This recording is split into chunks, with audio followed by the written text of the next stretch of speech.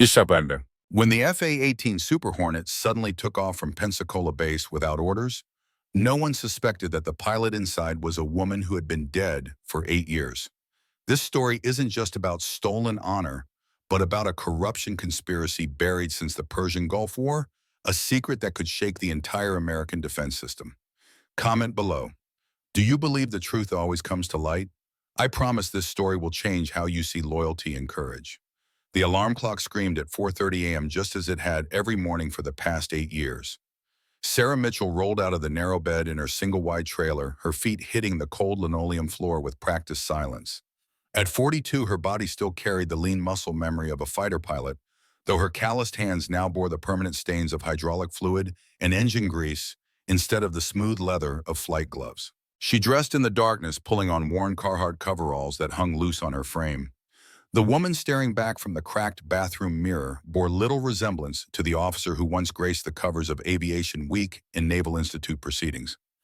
Sarah Mitchell, aircraft maintenance supervisor at Pensacola Naval Air Station, was a ghost, a deliberately constructed phantom who had spent 8 years perfecting the art of invisibility. The trailer park sat on the forgotten edge of Escambia County, where old Florida still whispered through Spanish moss and crumbling concrete.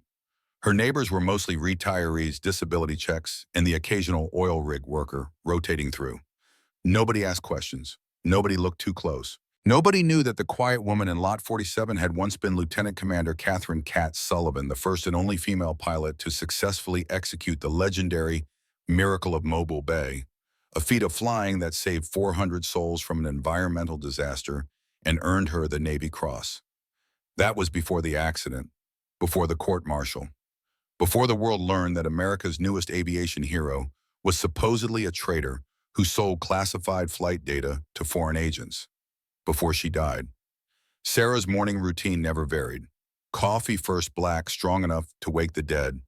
Then the 5-mile run that took her past the Pensacola National Cemetery, where weathered headstones marked the resting places of sailors, Marines, and aviators who had served their country across 2 centuries of American military history. She always slowed at one particular grave in Section 42, where a simple white marble marker read, Catherine Elizabeth Sullivan, Lieutenant Commander, United States Navy, 1982-2016.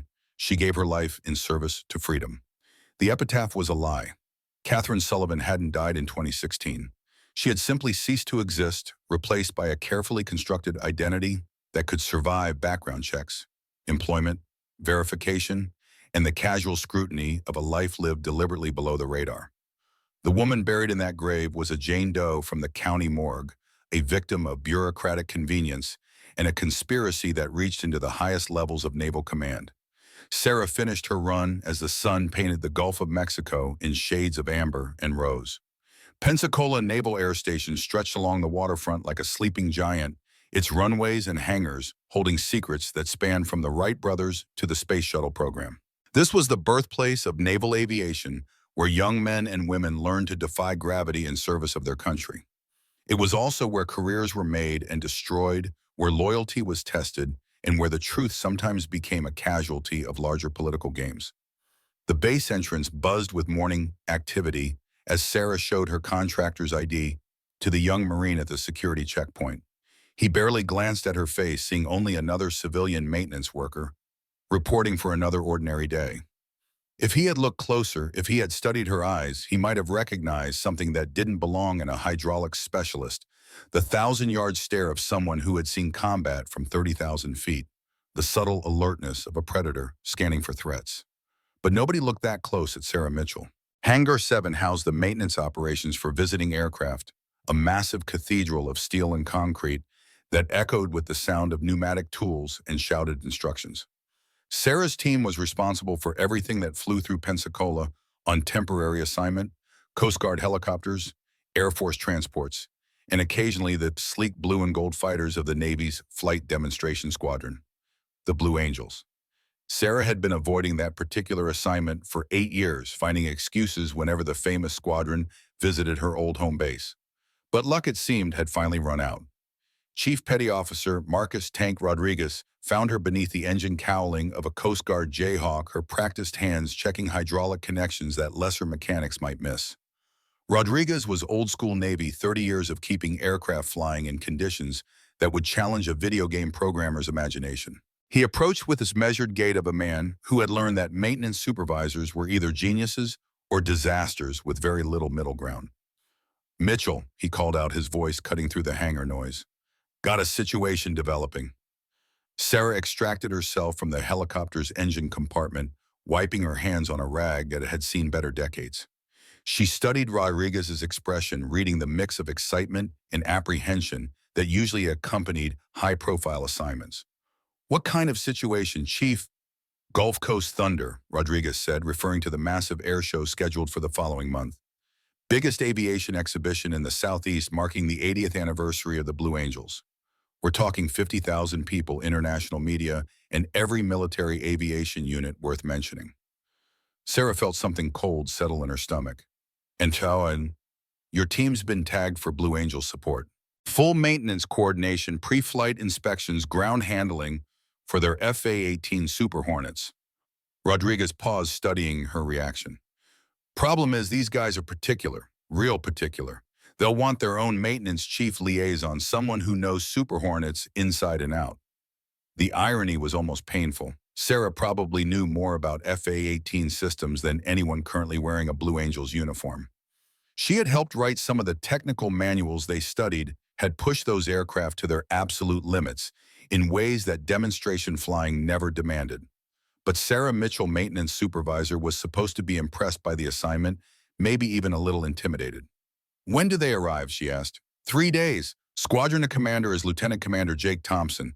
Kid's got quite a reputation, youngest pilot ever selected for the team's son of a Medal of Honor recipient. Rodriguez's expression shifted slightly. "Word is his old man was killed in action during some classified operation back in 16. Kid's been carrying that weight his whole career." Sarah's hands stopped moving entirely. 2016, the same year Catherine Sullivan had died.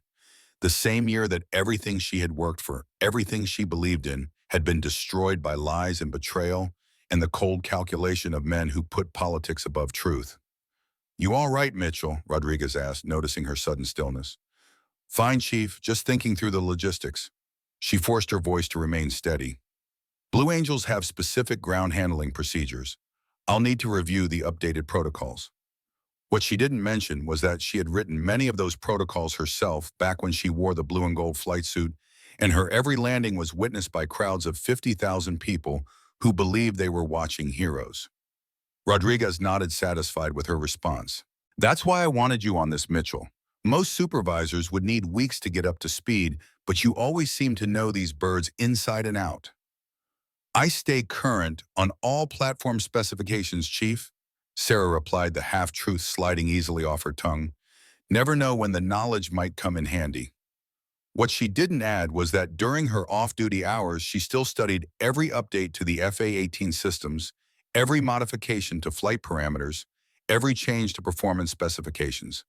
In her dreams, she still flew not the lumbering cargo planes or patrol aircraft she now maintained, but the sleek fighters that pushed the boundaries of what humans and machines could accomplish together. As Rodriguez walked away, Sarah allowed herself a moment of reflection against the familiar bulk of the Jayhawk. 8 years of careful anonymity, of keeping her head down, of becoming invisible among the thousands of contractors and civil servants who kept America's military machine functioning. Now the Blue Angels were coming home to Pensacola, bringing with them the ghosts of her former life. The squadron's current commander would be Lieutenant Commander Jake Thompson. According to the briefing materials she had accessed through official channels, Thompson had joined the Blue Angels 2 years earlier, taking over from the previous commander who had retired after a distinguished career. The young officer's service record was impressive. Top Gun graduate combat veteran of operations in Syria and the Persian Gulf recipient of the Distinguished Flying Cross for actions during a classified mission that had prevented an international incident. But it was Thompson's personal history that sent ice through Sarah's veins. His father, Captain Michael Iceman Thompson, had been killed in 2016 during what official records described as a training accident involving experimental aircraft systems. The details were classified. The investigation sealed. The witnesses either transferred to distant postings or retired from active duty with uncomfortable speed. Sarah knew better. She knew because she had been there. Captain Thompson hadn't died in a training accident. He had died because he had discovered the same conspiracy that had destroyed Catherine Sullivan's career and life. He had died because he had been preparing to expose a network of corruption that reached into the highest levels of naval aviation, a conspiracy that sold classified technology to foreign agents and eliminated anyone who threatened to reveal the truth. He had died because he had tried to save her. The trailer felt smaller than usual when Sarah returned that evening, the walls seeming to press inward with the weight of memories she had spent 8 years trying to suppress. She sat at her small kitchen table, staring at a cup of coinies that had long since grown cold, fighting the urge to walk to the bedroom closet and retrieve the sealed container hidden beneath a loose floorboard. The container held the only physical remnants of Catherine Sullivan's life: her Navy Cross, her flight wings, a photograph of her standing beside her FA-18 Super Hornet at her first Blue Angels air show, and a handwritten letter from Captain Thompson that had arrived 3 days after his death. The letter had been smuggled to her by a mutual friend, a warning that her life was in danger and instructions for how to disappear before the same forces that had killed him came for her. Sarah had followed those instructions, precisely faking her death in a carefully orchestrated accident that left behind a body burned beyond recognition and a service record that painted her as a traitor who had chosen death over facing justice. Only a handful of people knew the truth, and most of them were either dead or had been convinced that silence was the price of their own survival. But now Jake Thompson was coming to Pensacola carrying his father's name and his father's reputation, flying for the same squadron that had once been Catherine Sullivan's greatest pride. Did he know what had really happened to his father? Did he suspect that the woman who had been blamed for selling military secrets was actually another victim of the same conspiracy that had taken Captain Thompson's life? Sarah made her decision as she stared out her trailer window at the lights of Pensacola Naval Air Station gleaming in the distance. She would not request a transfer. She would not take leave during the Blue Angels' visit. She would face whatever challenges the Gulf Coast Thunder exhibition brought, including the possibility of recognition by someone who might remember Lieutenant Commander Catherine Sullivan. 8 years of hiding had taught her patience, but they had not diminished the core of steel that had driven her to earn her wings, that had pushed her to join the Blue Angels, that had sustained her through combat missions and public adoration, and the crushing betrayal that had nearly destroyed her soul. She was about to discover that some battles could only be postponed, never avoided. And sometimes the truth demanded a price that could only be paid in the bright, unforgiving light of public revelation. The next morning brought news that made Sarah's blood run cold.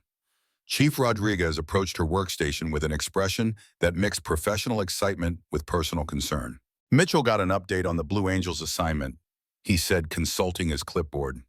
Squadron's arriving a day early. Lieutenant Commander Thompson specifically requested our best maintenance supervisor for personal liaison duties. Sarah felt the world tilt slightly. Personal liaison. Full access, direct coordination, one-on-one briefings on aircraft status, Rodriguez explained. Kid wants someone who can speak his language, someone who understands what these birds need to perform at demonstration level. The irony was staggering. Jake Thompson was unknowingly requesting the one person at Pensacola Naval Air Station who could speak his language better than anyone else alive, the former Blue Angels pilot who had trained his father, who had flown combat missions alongside him, who had been with Captain Thompson the night before he died trying to expose the truth. When do I brief him? Sarah asked, surprised by the steadiness of her own voice. Tomorrow morning, 0800. Squadron lands at 0600. And Thompson wants a full aircraft status meeting before they start their practice sessions. Rodriguez studied her carefully. You sure you're up for this? Mitchell, working directly with the Blue Angels commander, well, it's not exactly routine maintenance supervision. If only he knew, Sarah thought. If only any of them knew that they were asking Catherine Sullivan to pretend to be a stranger while working on the aircraft she had once flown better than anyone in naval aviation history. I can handle it, Chief, she said simply. What she didn't say was that handling it might require her to face the son of the man who had died trying to save her life. What she didn't say was that tomorrow morning might be the beginning of the end of Sarah Mitchell's carefully constructed existence. What she didn't say was that she was ready for it to end. The Blue Angels arrived at Pensacola exactly on schedule, their 6 FA-18 Super Hornets touching down in perfect formation as the sun painted the Gulf Coast sky in brilliant shades of gold and crimson. Sarah watched from the maintenance hangar, her practiced eye automatically cataloging the slight variations in each aircraft's approach pattern, the subtle differences in engine sound that spoke to their individual mechanical personalities. Even after 8 years away from the cockpit, she could read an aircraft's condition from its flight characteristics, the way a doctor might diagnose illness from a patient's complexion. These Super Hornets were in magnificent condition, maintained to the exacting standards that made the Blue Angels the premier flight demonstrations squadron in the world. As the formation taxied toward the designated parking area, Sarah felt an unexpected surge of emotion. She had forgotten how beautiful they were, these sleek predators painted in blue and gold, their surfaces gleaming like polished jewels in the morning light. Each aircraft represented the pinnacle of American aviation technology, but more than that, they represented the dreams and dedication of the men and women who flew them. Dreams she had once shared, dreams that had been stolen from her by lies and betrayal, and the cold ambition of men who saw honor as a commodity to be traded for personal advancement. Lieutenant Commander Jake Thompson climbed down from the lead aircraft with the fluid grace of a natural pilot. At 32, he carried himself with the quiet confidence that marked the best military aviators, alert, but not aggressive, focused, but not rigid. His resemblance to his father was striking: the same dark hair, the same intelligent eyes, the same way of moving that suggested coiled energy waiting for the right moment to be released. Sarah had seen that same combination of traits in Captain Michael Thompson, and the memory hit her like a physical blow. She had been standing on the same tarmac 8 years ago when Captain Thompson had climbed out of his FA-18 after what would be his final flight. He had been investigating irregularities in aircraft maintenance records, following a trail of evidence that led to a conspiracy involving weapons sales and classified technology transfers. 3 days later, he was dead. "You must be Mitchell," a voice said behind her, startling Sarah from her memories. She turned to find Lieutenant Commander Thompson approaching his flight helmet tucked under his arm. Up close, the resemblance to his father was even more pronounced, but there was something else in his expression, a wariness that suggested he carried more than the usual burdens of command. "Yes, sir," Sarah replied, offering a crisp salute that felt both natural and strange after 8 years of civilian employment. "Sarah Mitchell, Maintenance Supervisor. Welcome to Pensacola." Thompson returned the salute with professional precision, but his eyes lingered on her face for a moment longer than protocol required. "Thank you, Mitchell. I've heard good things about your team's capabilities." Sarah studied his expression, searching for any sign of recognition. Did he see something familiar in her features? Had his father mentioned Catherine Sullivan in the months before his death? Thompson's service record indicated he had been deployed overseas during the events of 2016, but that didn't mean he hadn't heard the stories. "We maintain all platform types, sir," Sarah said carefully. "FA-18 Super Hornets are among my personal specialties." Something flickered in Thompson's eyes at her words. "Personal specialties." "I stay current on technical updates, sir. These aircraft represent the cutting edge of naval aviation technology. Understanding their systems isn't just professional responsibility, it's personal interest." Thompson nodded slowly, but Sarah noticed that his attention had shifted to something beyond professional courtesy. He was studying her the way a pilot might study weather patterns, looking for subtle indicators that might predict future conditions. "Tell me, Mitchell," he said, "how long have you been working maintenance at Pensacola?" 8 years, sir, since 2016. The year hung between them like an unspoken question. Thompson's expression remained carefully neutral, but Sarah caught the slight tightening around his eyes that suggested the date held significance for him as well. 2016, he repeated quietly. Interesting year for naval aviation. Sarah felt her pulse quicken. Was he fishing for information, or did he know something about the events that had destroyed Catherine Sullivan's career? "Sir, nothing, Mitchell. Just thinking about some changes that happened around that time." Thompson's smile was polite but distant. "I'd like to review the maintenance status on all 6 aircraft before we begin practice sessions tomorrow. Can you have detailed reports ready by 1400 hours? "Absolutely, sir. Full system status, maintenance history, and performance parameters for each aircraft." "Perfect." Thompson started to turn away, then paused. "One more thing, Mitchell, Gilliam. You seem to understand these aircraft better than most maintenance supervisors I've worked with. Any particular reason for that level of expertise?" The question felt loaded, weighted with implications that Sarah couldn't quite decipher. Was Thompson suspicious or simply impressed by her technical knowledge? Either way, her answer needed to be carefully measured. I believe in understanding the machines I'm responsible for, sir.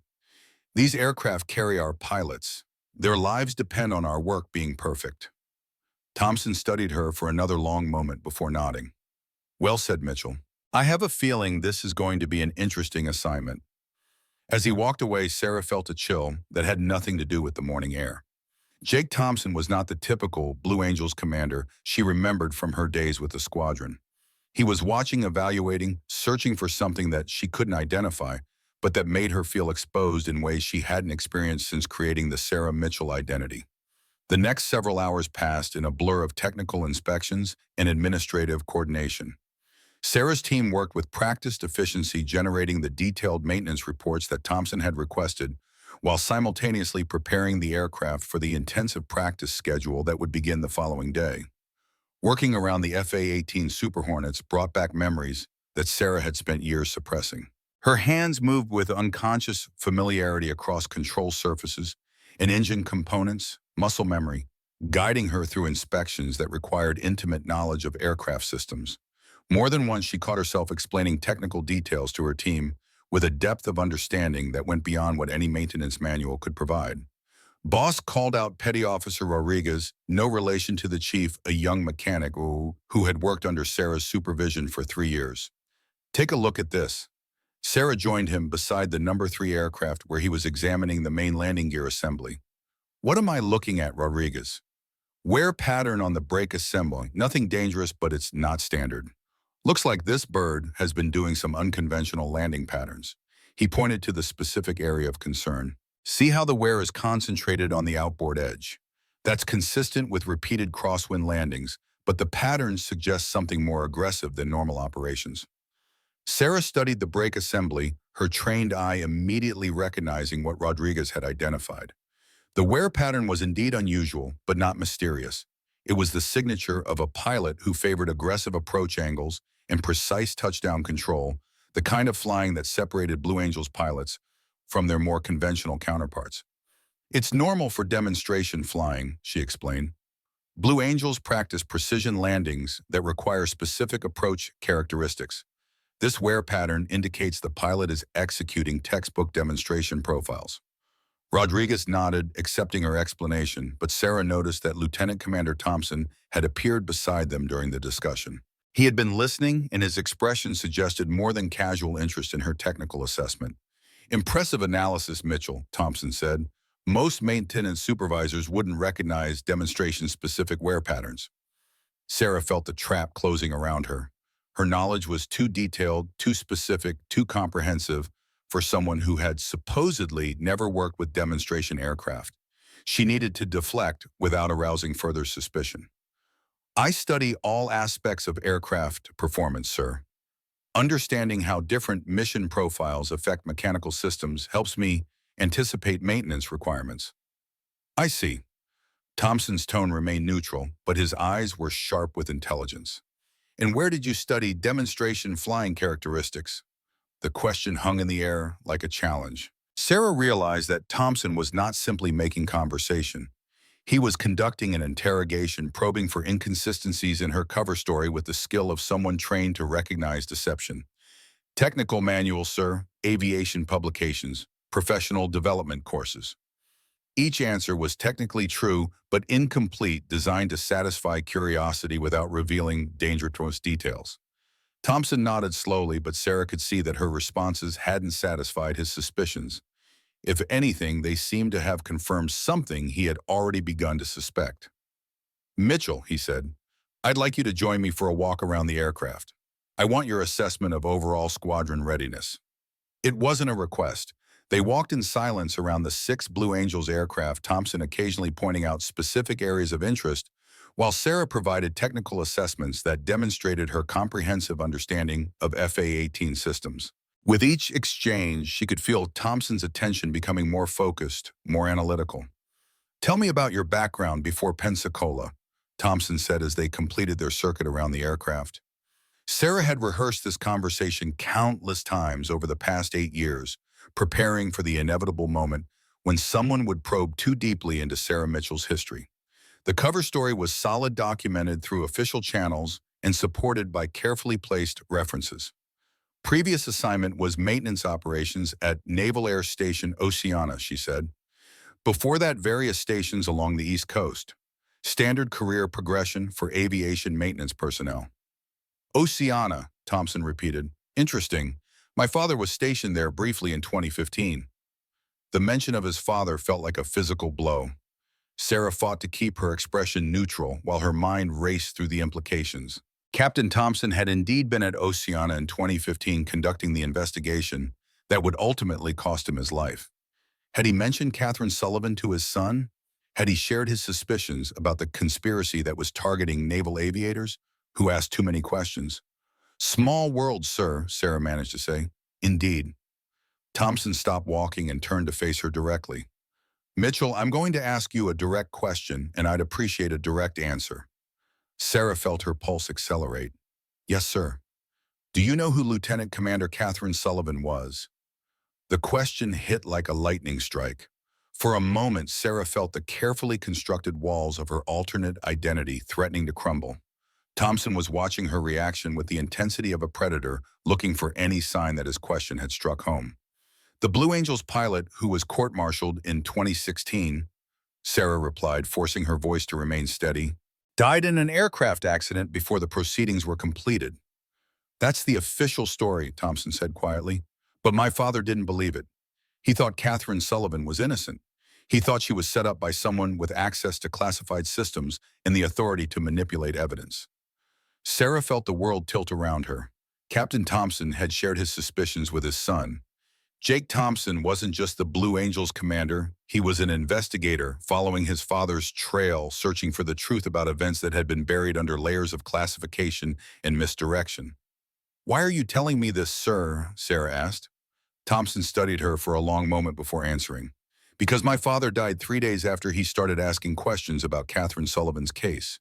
Because everyone who supported her story was either transferred, retired, or silenced. Because 8 years later, I meet a maintenance supervisor who knows FA-18 systems like she designed them herself.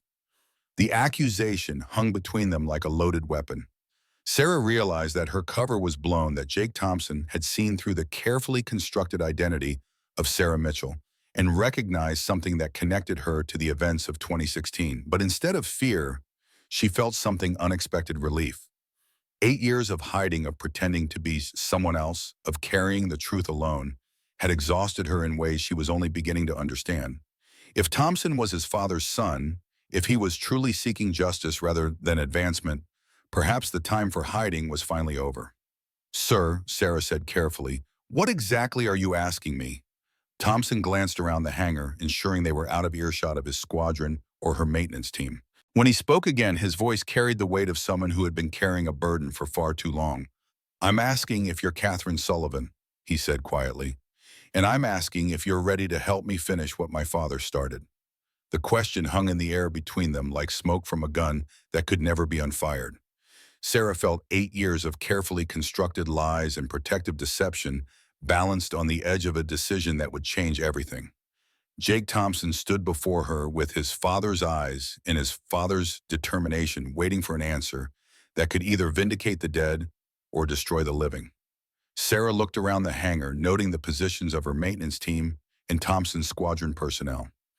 Everyone was focused on their assigned tasks, but military installations had a way of growing ears when conversations became interesting. What Thompson was suggesting, what he was asking, required absolute privacy and complete trust. Sir, she said quietly, if we're going to have this conversation, it shouldn't be here. Thompson nodded, understanding immediately. Agreed. Are you familiar with the old section of base housing, the abandoned area near Perdido Bay? Sarah knew the location well. During her years at Pensacola, she had often run through the forgotten residential streets where naval families had once lived before budget cuts and base realignment had moved housing operations to newer facilities. The area was deserted now, visited only by maintenance crews and the occasional security patrol. Meet me there at 2100 hours, Thompson said. Come alone. The remainder of the day passed with agonizing slowness. Sarah went through the motions of supervising aircraft maintenance and coordinating with Blue Angels personnel, but her mind was elsewhere, racing through possibilities and potential consequences. If Thompson was genuine in his search for truth, if he truly believed his father had been murdered for investigating corruption, then revealing her identity might finally provide the ally she had never dared hope for.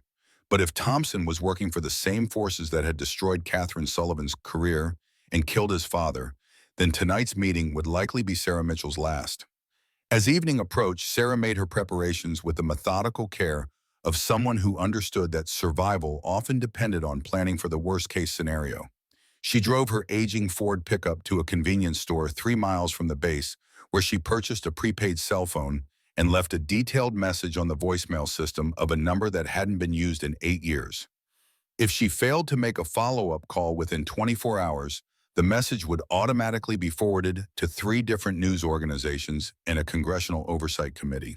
Insurance of a sort, the abandoned housing area felt like a ghost town in the moonlight, empty streets lined with structures that had once sheltered military families, but now stood as hollow reminders of changing times and shifting priorities.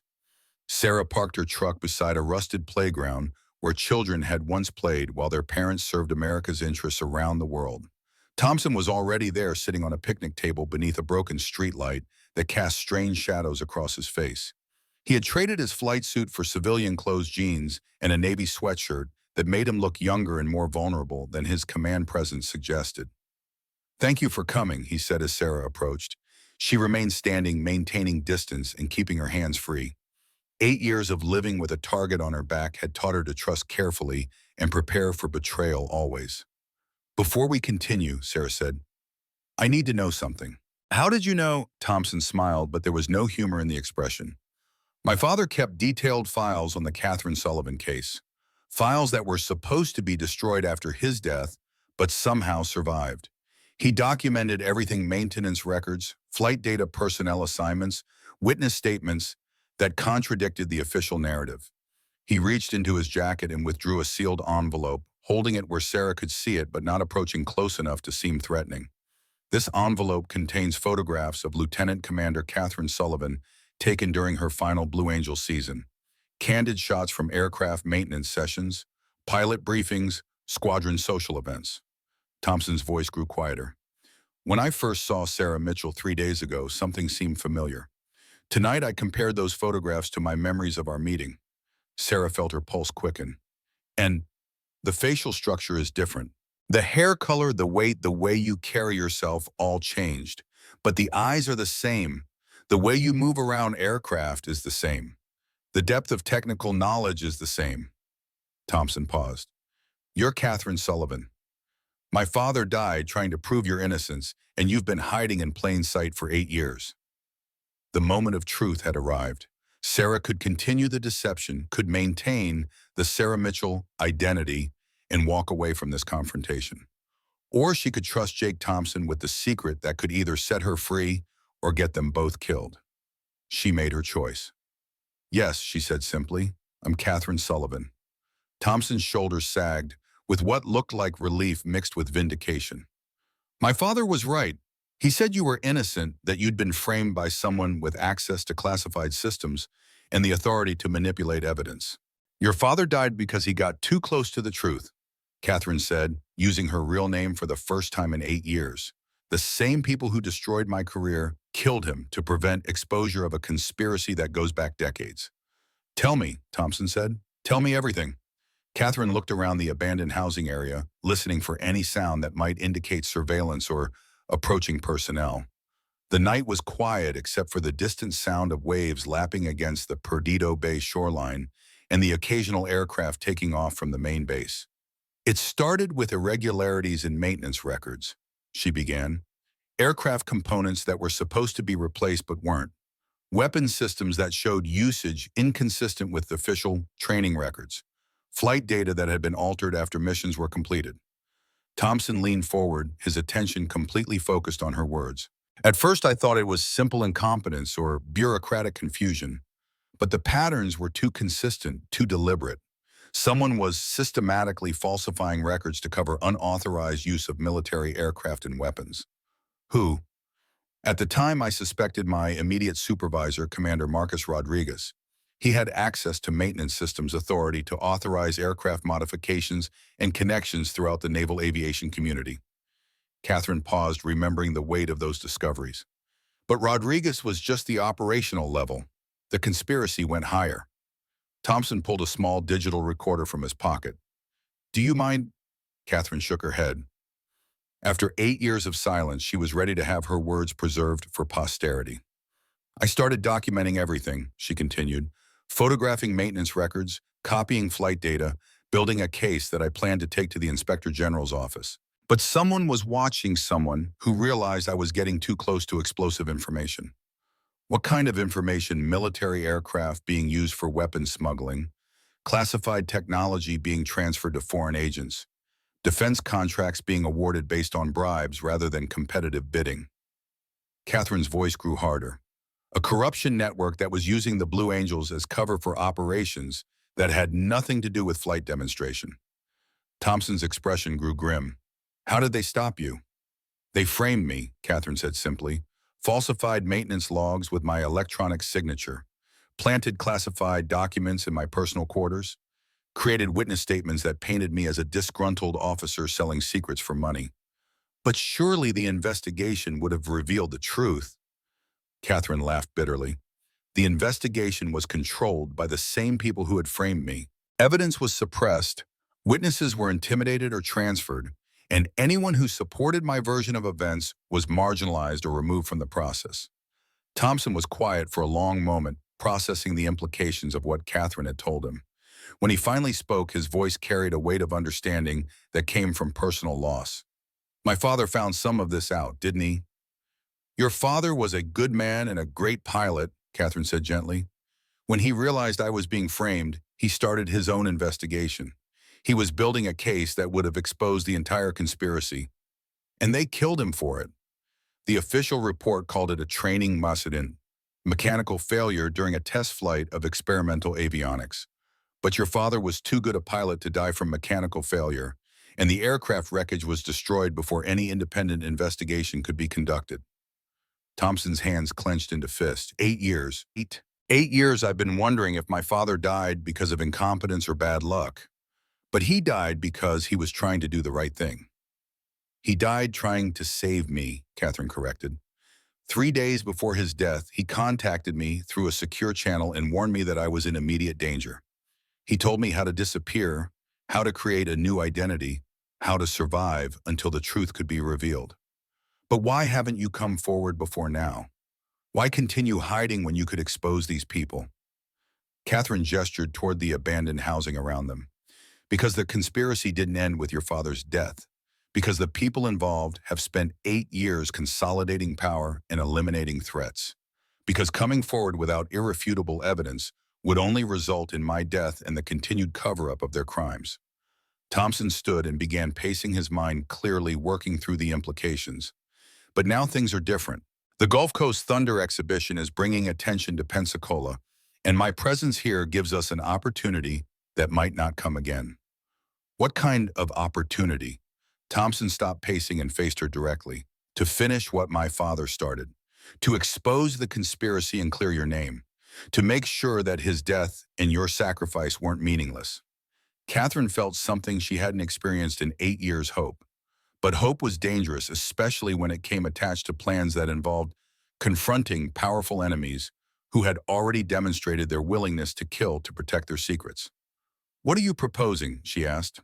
"I'm proposing that we work together to gather evidence, expose the truth, and bring these people to justice." Thompson's voice carried the conviction of someone who had found a purpose worth dying for. "I'm proposing that Catherine Sullivan stop hiding and start fighting back." Catherine studied Jake Thompson's face in the dim moonlight, seeing his father's determination combined with a younger man's idealism. The proposal was appealing, but it was also potentially suicidal. The people they were discussing had killed Captain Thompson and destroyed dozens of careers to protect their conspiracy. They would not hesitate to eliminate both Catherine and Jake if they perceived a threat. "If we do this," Catherine said slowly, "we need to understand that we're declaring war on people who have the resources of the United States military at their disposal. They've killed before, and they'll kill again to protect themselves. I understand, Thompson replied, but I'd rather die fighting for the truth than live knowing I let my father's murderers go unpunished. Catherine nodded, recognizing the sentiment because she had felt it herself for 8 long years. But sentiment wouldn't be enough to survive what they were contemplating. If we're going to do this, we need allies. People with access to information and the courage to act on it. Catherine paused. Do you know who we can trust? Thompson considered the question carefully. There are a few people from my father's era who might be willing to help. Officers who were suspicious about his death but couldn't act without evidence. And there's someone else, Catherine added, someone who helped me disappear in 2016 and who has been monitoring the conspiracy ever since. Who? Catherine smiled for the first time since revealing her identity.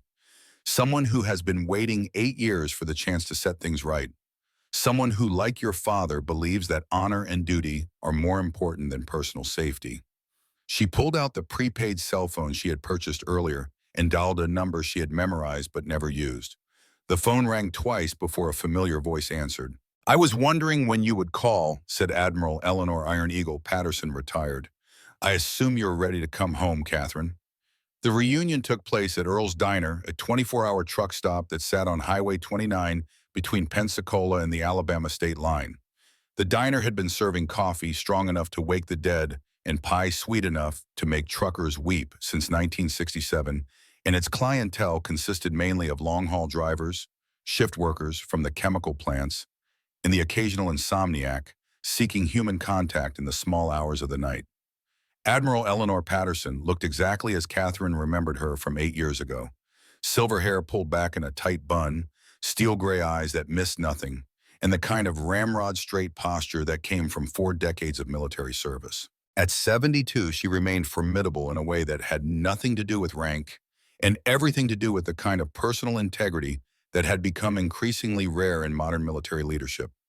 She sat in a corner booth with her back to the wall and a clear view of both entrances, habits developed during intelligence assignments, in places where survival depended on never being surprised. When Catherine and Jake entered the diner, Patterson's expression showed no surprise, only the satisfaction of someone whose carefully laid plans were finally coming to fruition. Catherine, she said, rising to embrace her former protege, you look good, different but good. Admiral, Catherine replied, surprised by the emotional impact of seeing her old mentor again. Patterson had been more than a commanding officer during Catherine's rise through naval aviation. She had been a role model, an advocate, and ultimately the person who had made Catherine's survival possible. And you must be Jake Thompson, Patterson said, extending her hand to the younger officer. You have your father's eyes, and I hope his integrity. Jake accepted the handshake with obvious respect. Admiral Patterson, thank you for meeting with us. I've heard stories about your service record. Patterson's smile was brief but genuine. Most of the interesting stories are still classified, son, but we're not here to discuss ancient history. She gestured for them to sit across from her in the booth. We're here to discuss justice. A waitress who looked old enough to have served coffee to Eisenhower approached their table with the kind of professional friendliness that came from decades of dealing with travelers passing through.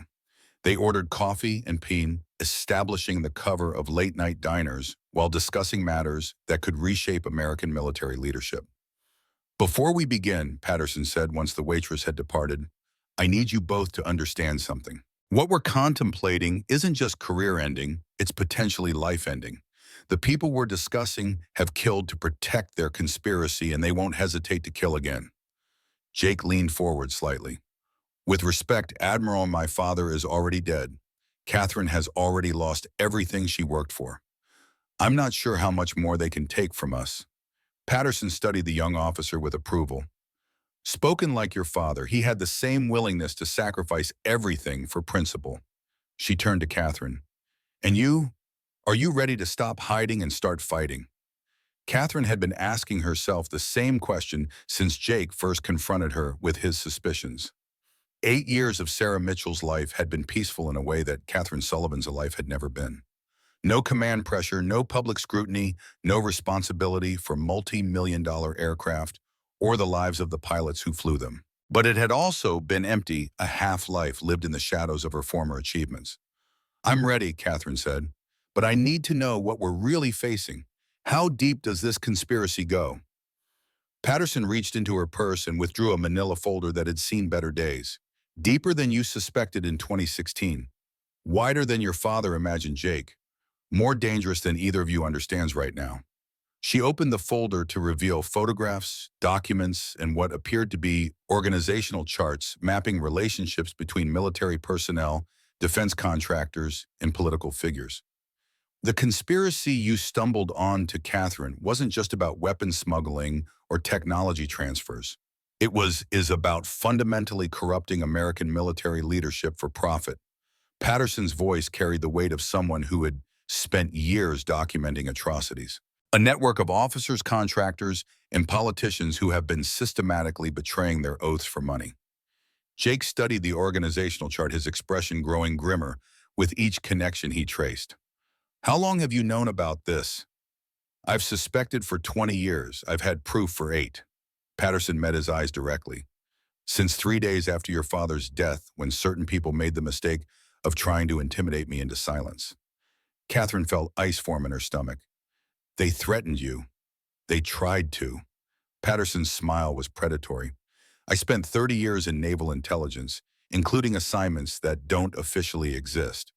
When a couple of third-rate conspirators tried to convince me that asking questions about Captain Thompson's death would be hazardous to my health, they discovered why my call sign was Iron Eagle. The waitress returned with coffee and pie, providing a momentary break in the conversation while they arranged their meal. The normalcy of the domestic scene, 3 people sharing dessert in a small-town diner, stood in stark contrast to the deadly serious nature of their discussion. What happened to the people who threatened you? Jake asked once they were alone again. Nothing fatal, Patterson replied with obvious disappointment. But they discovered that retired admirals have long memories and longer reach than most people suspect. One of them is currently serving a prison sentence for tax evasion. The other found his security clearance revoked and his defense contracting business mysteriously unable to secure government contracts. Catherine sipped her coffee, thinking through the implications. If you've had proof for 8 years, why haven't you acted before now? Patterson's expression grew serious. Because the proof I had was sufficient to expose individual conspirators, but not to destroy the entire network. Because rushing forward with incomplete evidence would have resulted in a limited investigation that allowed the core leadership to escape justice while sacrificing a few expendable subordinates.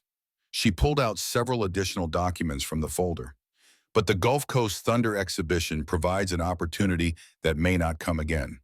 The event is bringing together military leadership, defense contractors, political figures, and international media in a way that creates both maximum exposure and maximum vulnerability for our enemies. Jake studied the documents Patterson had provided. What kind of opportunity? The kind where the truth can be revealed in a forum that makes cover-up impossible, Patterson replied. Where evidence can be presented to audiences that include congressional oversight committees, international allies, and investigative journalists who can't be intimidated or bought. Catherine felt the familiar mixture of excitement and terror that came with the high-stakes planning. What exactly are you proposing? Patterson leaned back in her booth, her expression shifting to the calculating look that had made her legendary in intelligence circles. I'm proposing that Catherine Sullivan return from the dead in the most public, most undeniable way possible.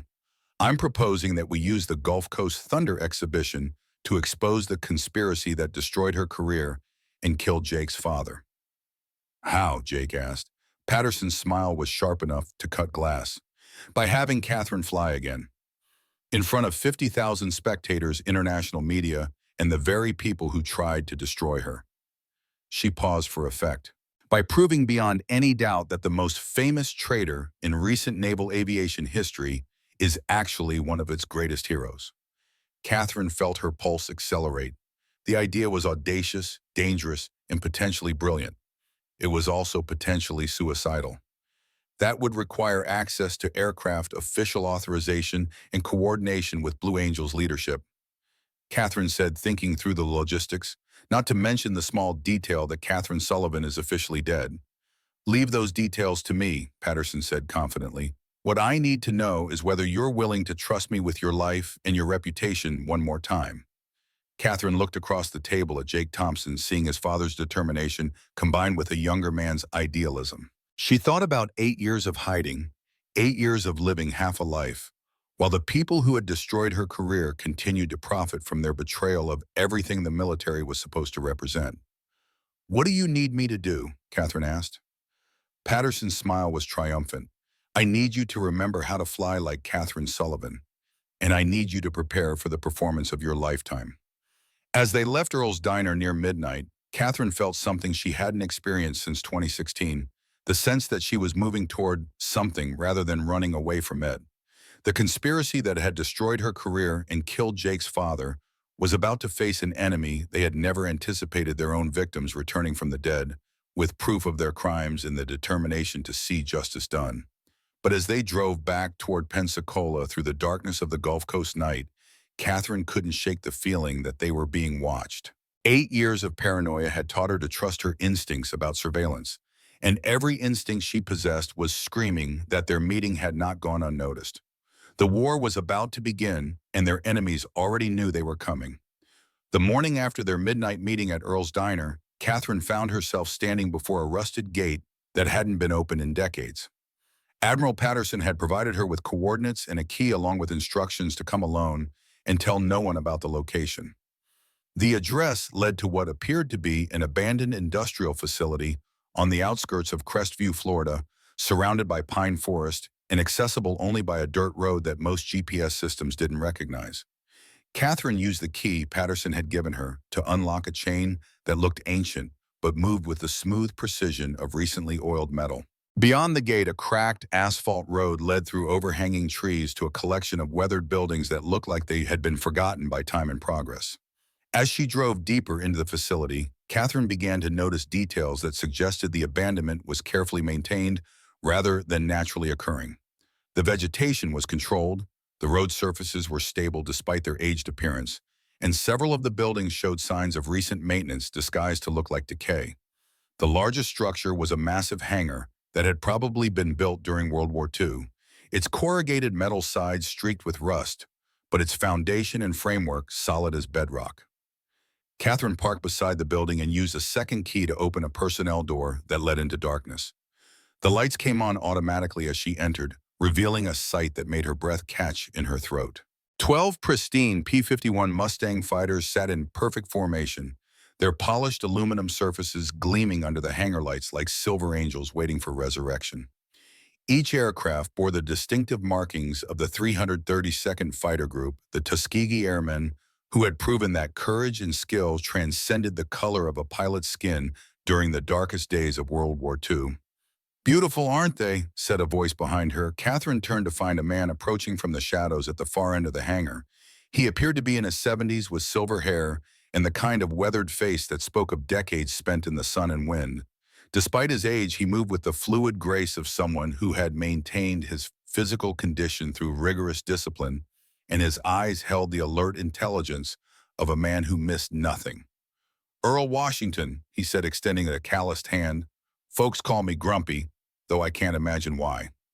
Catherine accepted the handshake, noting the strength in his grip and the old burn scars that marked him as someone who had worked around aircraft engines for most of his life. "Catherine Sullivan, Admiral Patterson said you might be able to help us." Earl's smile was wolfish. "Patterson and I go back a long way, served together in some places that don't officially exist, did some things that never officially happened."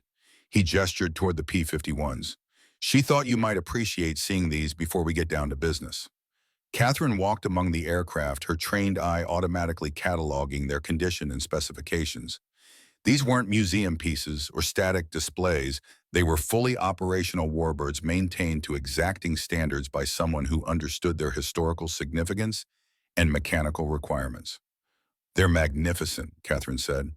"But why are they here?" Earl's expression grew serious.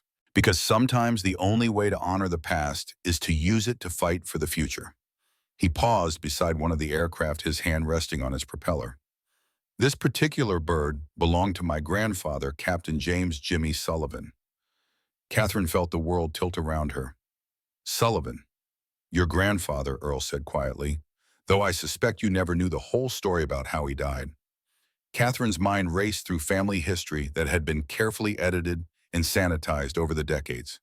She had been told that her grandfather had died heroically in combat over Germany, shot down while protecting a formation of bombers. A standard tale of wartime sacrifice that honored his memory while revealing nothing about the true circumstances of his death. "Tell me," Catherine said. Earl led her to a workbench where several folders lay open, revealing photographs, documents, and what appeared to be a detailed investigation report that had never been filed through official channels. "Captain Jimmy Sullivan wasn't shot down by German fighters," Earl began. "He was murdered by American officers who discovered that he had uncovered a conspiracy to sell military intelligence to the Nazis." The revelation hit Catherine like a physical blow. Her grandfather hadn't just been a war hero, he had been an investigator who had died trying to expose the same kind of corruption that had destroyed her own career 70 years later. "The conspiracy your grandfather discovered involved high-ranking officers who were providing the Germans with information about Allied bombing targets, convoy routes, and planned operations," Earl continued. "When Jimmy threatened to expose them, they arranged for him to be shot down by friendly fire during what was supposed to be a routine escort mission." Catherine studied the documents Earl had provided, seeing parallels between her grandfather's investigation and her own discoveries in 2016.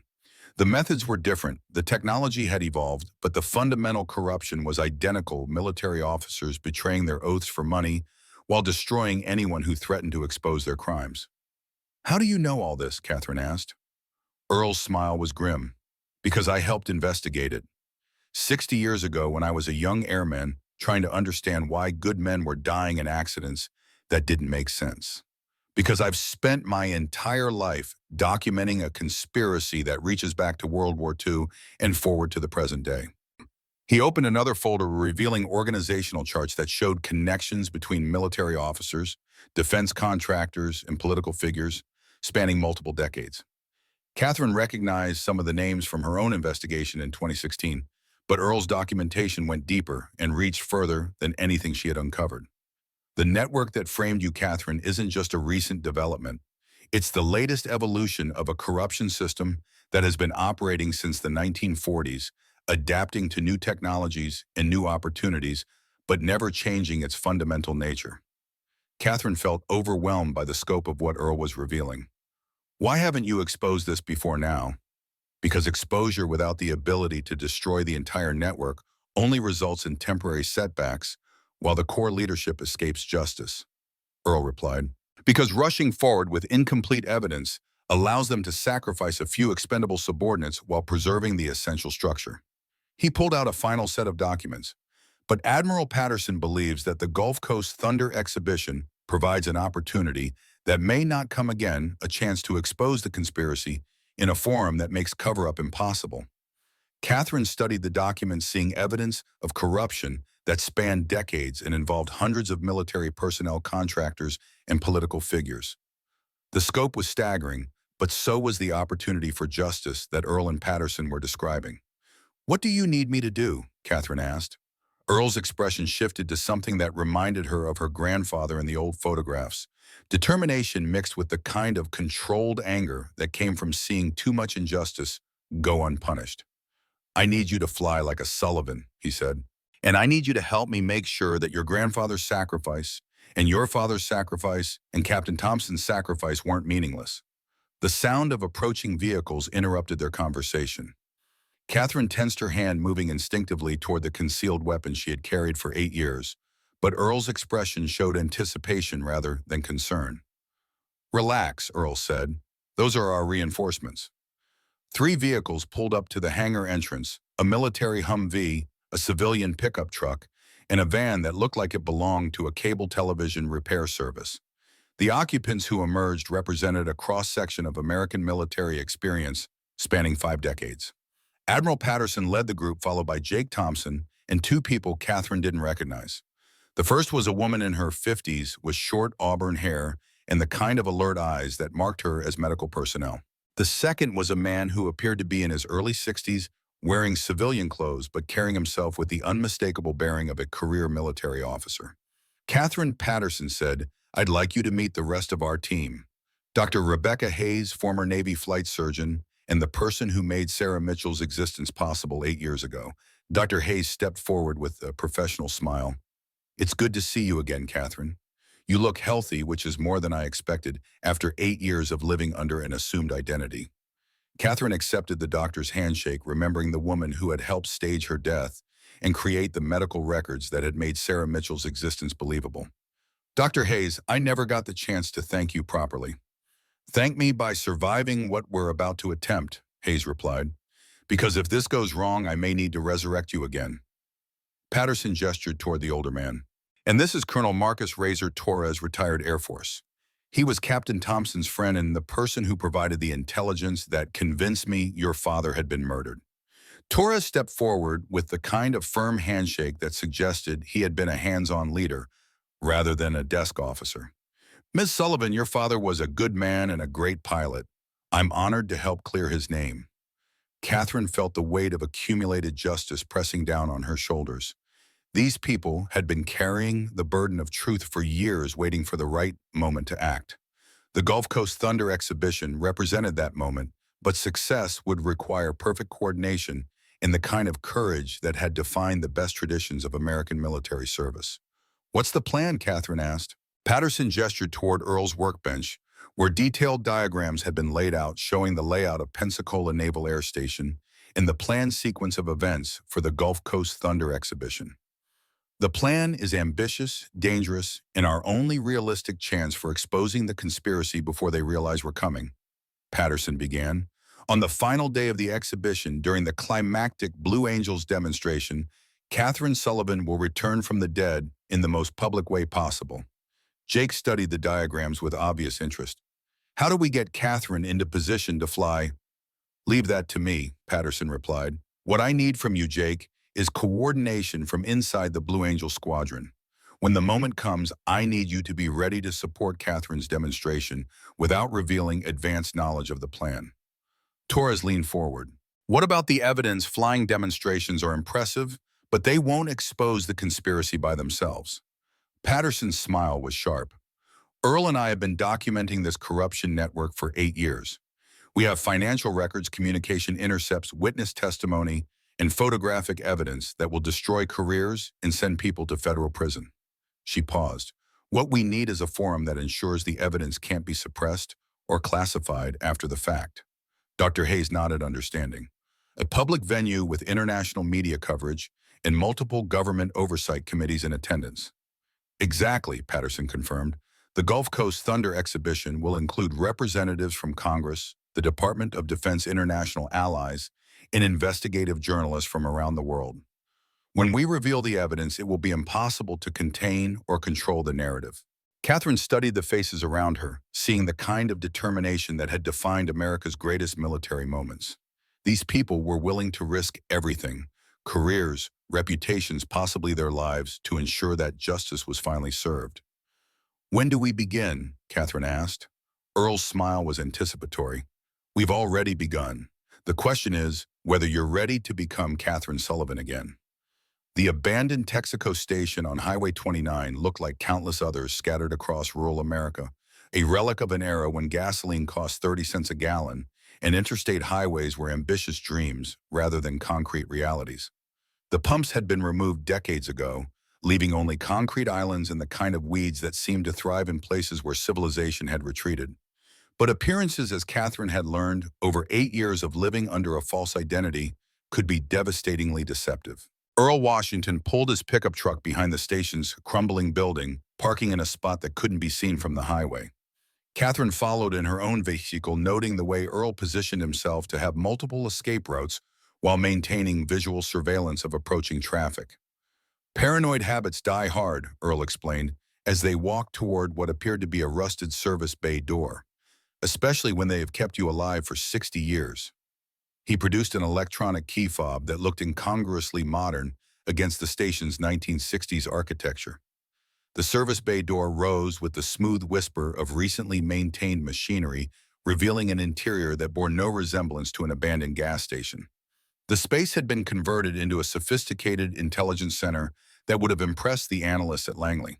Computer monitors lined the walls displaying real-time data feeds from what appeared to be multiple government and military databases. Communication equipment filled one corner, while another held file cabinets that stretched from floor to ceiling. "Welcome to my retirement hobby," Earl said with obvious pride. "Turns out that 60 years of military intelligence work gives you some useful skills for independent research." Catherine studied the setup with professional admiration. "This is impressive. How long have you been operating it out of here?" 25 years, ever since I realized that official channels weren't going to address the corruption I was documenting." Earl moved to one of the computer terminals, his fingers dancing across the keyboard with surprising dexterity. "The beauty of this location is that nobody looks twice at an old gas station. Perfect cover for activities that require privacy." The main monitor displayed what appeared to be an organizational chart showing connections between military personnel, defense contractors, and political figures. Red lines indicated confirmed relationships, while yellow lines suggested probable connections that required additional verification. "This is everything we know about the conspiracy that destroyed your career," Earl explained. "Mimes dates financial transactions, communication records, witness statements, 8 years of investigation compressed into a single database." Catherine studied the chart, recognizing some names from her own 2016 investigation, but seeing connections she had never suspected.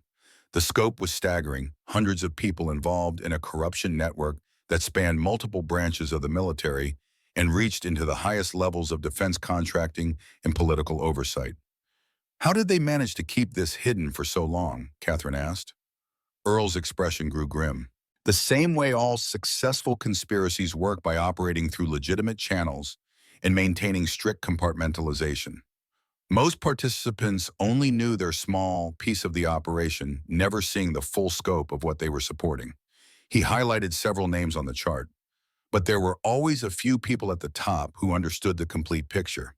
People like Admiral Marcus Rodriguez, now chairman of the Joint Chiefs of Staff." Catherine felt ice form in her stomach. "Rodriguez is part of this." "Rodriguez didn't just participate in the conspiracy," Earl replied. "He created it. Everything we've documented traces back to decisions made by Marcus Rodriguez when he was a junior officer in the 1990s. The revelation was staggering. Admiral Rodriguez wasn't just another corrupt officer, he was the architect of a system that had been betraying American military interests for decades. And now he held the highest position in the American military hierarchy. "If Rodriguez is chairman of the Joint Chiefs, how do we expose him?" Catherine asked. "He has access to the highest levels of government and the authority to classify or suppress any evidence that threatens him." Earl's smile was predatory. Because Rodriguez made one critical mistake. He assumed that everyone he destroyed was either dead or too intimidated to fight back. He never considered the possibility that his victims might survive and spend years building an airtight case against him. Earl moved to another terminal, accessing files that contained detailed financial records. "Rodriguez has been using his military positions to facilitate weapons sales, technology transfers, and defense contract awards that have netted his network hundreds of millions of dollars over the past 30 years. Catherine studied the financial data, seeing patterns of corruption that dwarfed anything she had imagined during her 2016 investigation. "This isn't just about military corruption. This is about systematically betraying American national security for profit." "Exactly," Earl confirmed. "And the Gulf Coast Thunder exhibition represents our best opportunity to expose Rodriguez before he realizes we're coming for him." The sound of approaching vehicles interrupted their conversation. Earl moved quickly to a bank of security monitors that showed multiple camera angles around the abandoned gas station. Two black SUVs were pulling into the parking area, their occupants moving with the kind of tactical precision that suggested military or law enforcement training. "Problem," Earl said, his voice carrying the calm professionalism of someone who had faced similar situations before. "We've got company." Catherine drew her concealed weapon, checking the chamber while positioning herself to have clear fields of fire toward the building's entrances. "How did they find us?" Earl was already moving toward what appeared to be a maintenance closet, but was actually an armored safe room. "Same way we found them, by following the electronic breadcrumbs that everyone leaves in the modern world." He began rapidly downloading files from his computer system to portable drives. "The good news is that I've been preparing for this possibility for 25 years. The sound of forced entry came from the front of the building, followed by the measured footsteps of professionals conducting a systematic search. Catherine counted at least 6 individuals based on the sound patterns, all moving with the kind of coordination that suggested extensive tactical training. "Sullivan, Washington," a voice called out. "Federal agents, we just want to talk," Earl snorted with disgust. "Federal agents, my ass. Rodriguez's cleanup crew, more likely." He finished his download operations and began activating what appeared to be a building security system. "Ready to leave." Catherine nodded, following Earl toward a concealed exit that led to underground tunnels she hadn't noticed during their arrival. "Where does this go?" "Survival route I installed 20 years ago," Earl replied. "Connects to a drainage system that runs beneath Highway 29. We'll come up a half-mile from here, where I have transportation waiting." As they moved through the tunnels, Catherine could hear the sound of their pursuers discovering the intelligence center. Shouted commands and the crash of equipment being destroyed suggested that whoever had found them was more interested in eliminating evidence than capturing prisoners. The tunnel system was more sophisticated than Catherine had expected, with multiple branches and what appeared to be supply caches positioned at strategic intervals. Earl moved through the darkness with the confidence of someone who had memorized every detail of his escape routes. "How often have you had to use this?" Catherine asked as they navigated a particularly narrow section. "Third time in 25 years, Earl replied. "Each time the people hunting me got a little more sophisticated, but I've had 60 years to learn how to stay ahead of people who want me dead." They emerged from the tunnel system near a small farm that appeared to be abandoned but showed signs of recent maintenance. A battered pickup truck sat beside a collapsing barn, its appearance deliberately designed to avoid attracting attention. As they drove away from the area, Catherine could see smoke rising from the direction of the gas station. Whoever had discovered Earl's base of operations was ensuring that no evidence survived their visit. 25 years of work," Earl said, his voice carrying more resignation than anger. "But at least we got the important files." Catherine studied the man beside her, seeing someone who had spent decades fighting a lonely battle against corruption that most people couldn't even imagine. "I'm sorry about your base." Earl's smile was grim but determined. "Don't be. This just means we're getting close to something Rodriguez considers important enough to risk exposure." He glanced at the portable drives containing his downloaded files. "And it means our timeline just accelerated. We can't wait for the perfect moment anymore." "What do you mean?" Earl's expression hardened with resolve. "I mean, it's time to bring Catherine Sullivan back from the dead, whether we're ready or not. Because if we wait much longer, Rodriguez is going to eliminate everyone who threatens his conspiracy." As they drove through the Florida countryside toward their next safe house, Catherine realized that their war against the corruption network had officially begun. Rodriguez knew they were coming, which made them infinitely more dangerous, but also more vulnerable. The next few days would determine whether decades of injustice would finally be exposed, or whether the conspiracy would succeed in eliminating the last witnesses to its crimes. The conversation Catherine had been dreading for 8 years took place in the most unlikely setting imaginable, the parking lot of a Cracker Barrel restaurant on Interstate 65, halfway between Pensacola and Montgomery. Jake Thompson had suggested the location because it offered anonymity among the constant flow of travelers, while providing multiple escape routes if their meeting was discovered. Catherine arrived first, parking her pickup truck where she could observe approaching traffic while remaining inconspicuous among the other vehicles. The irony wasn't lost on her. After years of hiding from the truth, she was about to reveal secrets that could destroy the carefully constructed relationship she had built with the son of the man who had died trying to save her. Jake arrived precisely on time, his personal vehicle, a modest sedan that matched his cover story of a Blue Angels pilot taking a day of personal leave to visit family in Alabama. He approached Catherine's truck with the kind of casual alertness that marked him as his father's son, aware of his surroundings but not obviously paranoid. "Thank you for meeting me," Jake said as he climbed into the passenger seat. "I know this isn't easy." Catherine studied his face, seeing Captain Thompson's features combined with an intensity that belonged uniquely to Jake. "Before we go any further, I need you to understand something. What I'm about to tell you will change how you see your family, your father, and probably your entire military career." Jake's expression grew serious. "My father is dead because he tried to help you expose corruption in the military. I think I can handle whatever else you need to tell me." Catherine took a deep breath, preparing to reveal secrets she had carried alone for 8 years. "Jake, your father wasn't just investigating the conspiracy that destroyed my career. He was investigating the people who killed your biological parents. The words hit Jake like a physical blow. Catherine watched as his expression shifted from confusion to understanding to a kind of controlled fury that reminded her painfully of his adoptive father during his final days. "What are you talking about?" Jake asked quietly. Catherine reached into her jacket and withdrew a manila envelope that contained copies of documents Earl Washington had provided. "Your biological father was Lieutenant Commander Alexei Volkov, a Russian pilot who defected to the United States in 1989 with information about Soviet aviation technology." Jake took the documents with hands that weren't quite steady. "I was told my biological parents died in a car accident when I was 3. "Your biological mother did die in an accident," Catherine confirmed, "but your father was murdered by the same people who later framed me and killed Captain Thompson. They killed him because the information he brought from Russia exposed American officers who had been selling military secrets to the Soviets." Jake studied the documents, his expression growing harder with each page. The files contained official immigration records, debriefing reports, and witness statements that painted a picture of a Russian pilot who had risked everything to provide the United States with critical intelligence about Soviet military capabilities.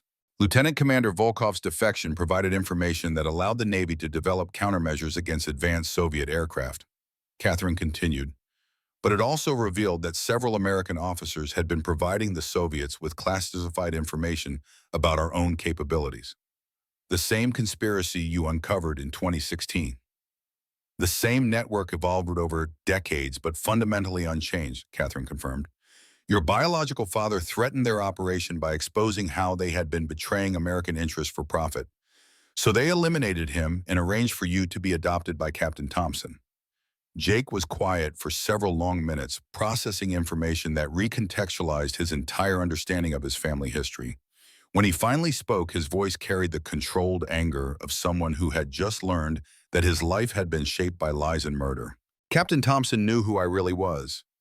Captain Thompson adopted you specifically because he knew who you were," Catherine replied gently. "He understood that you were the son of a hero who had been murdered for trying to serve America, and he was determined to ensure that you had the chance to live up to your father's legacy." Jake's hands clenched into fists. "So everything I've accomplished, everything I've achieved, it's all connected to this conspiracy." Catherine reached out and placed her hand over his. "Everything you've accomplished, you've achieved through your own talent and dedication. The conspiracy shaped the circumstances of your life, but it didn't determine your choices or your character."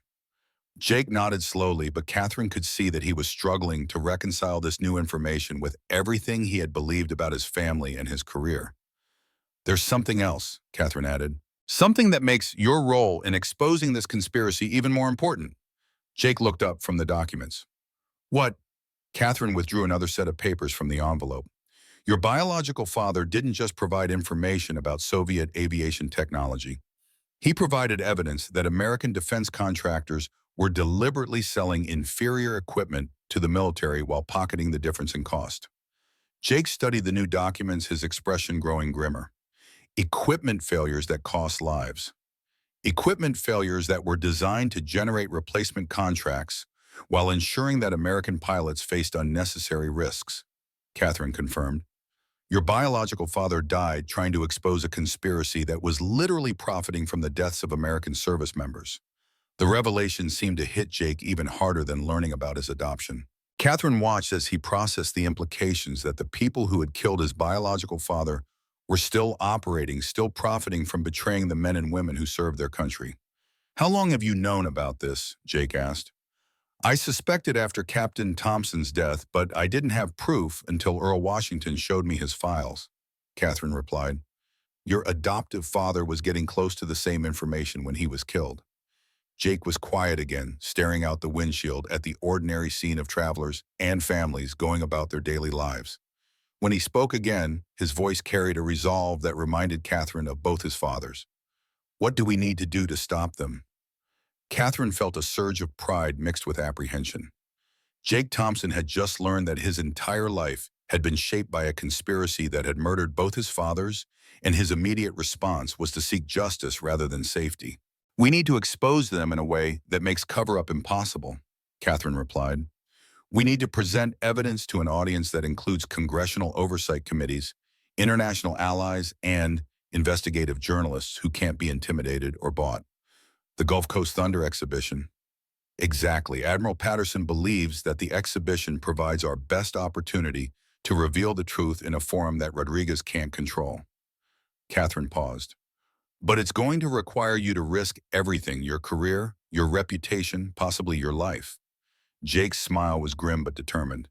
They've already taken everything that matters.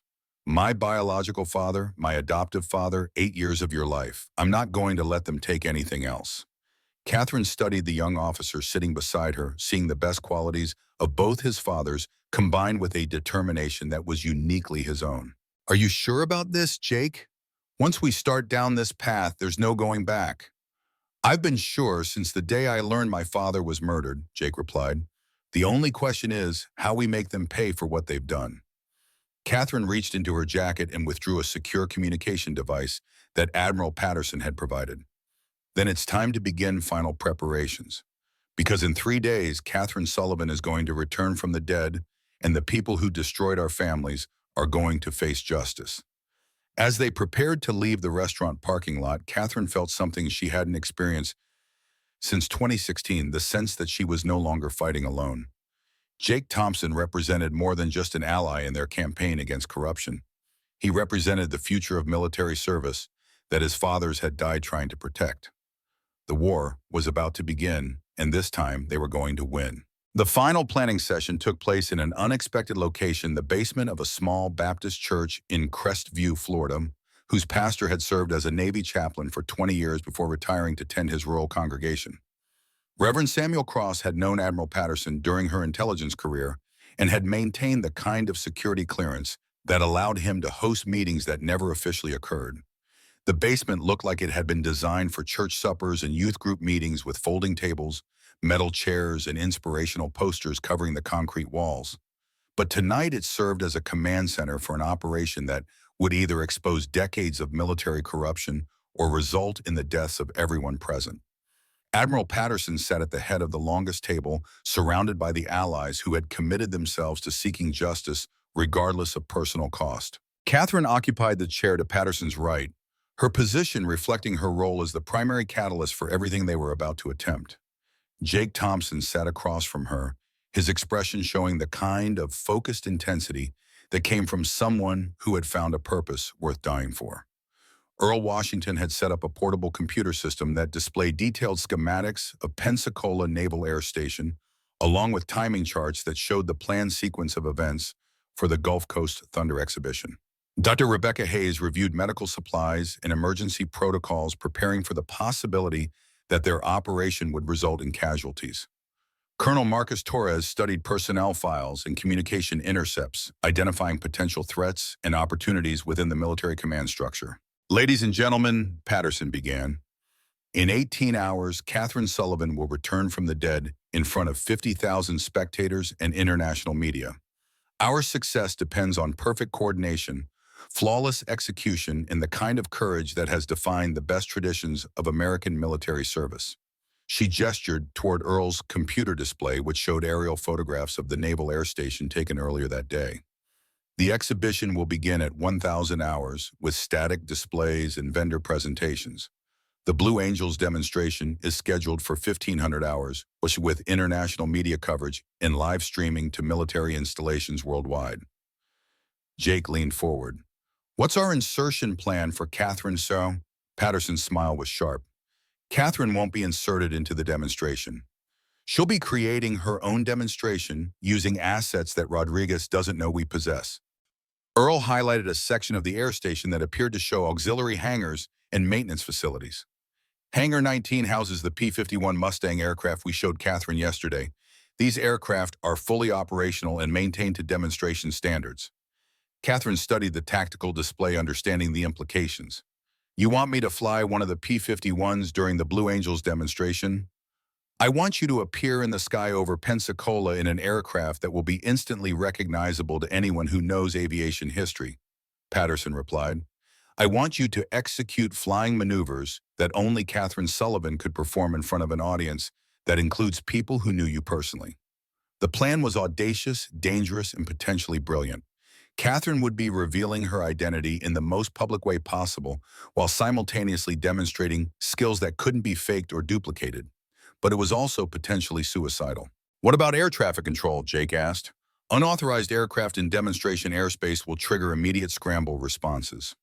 Torres consulted his personnel files.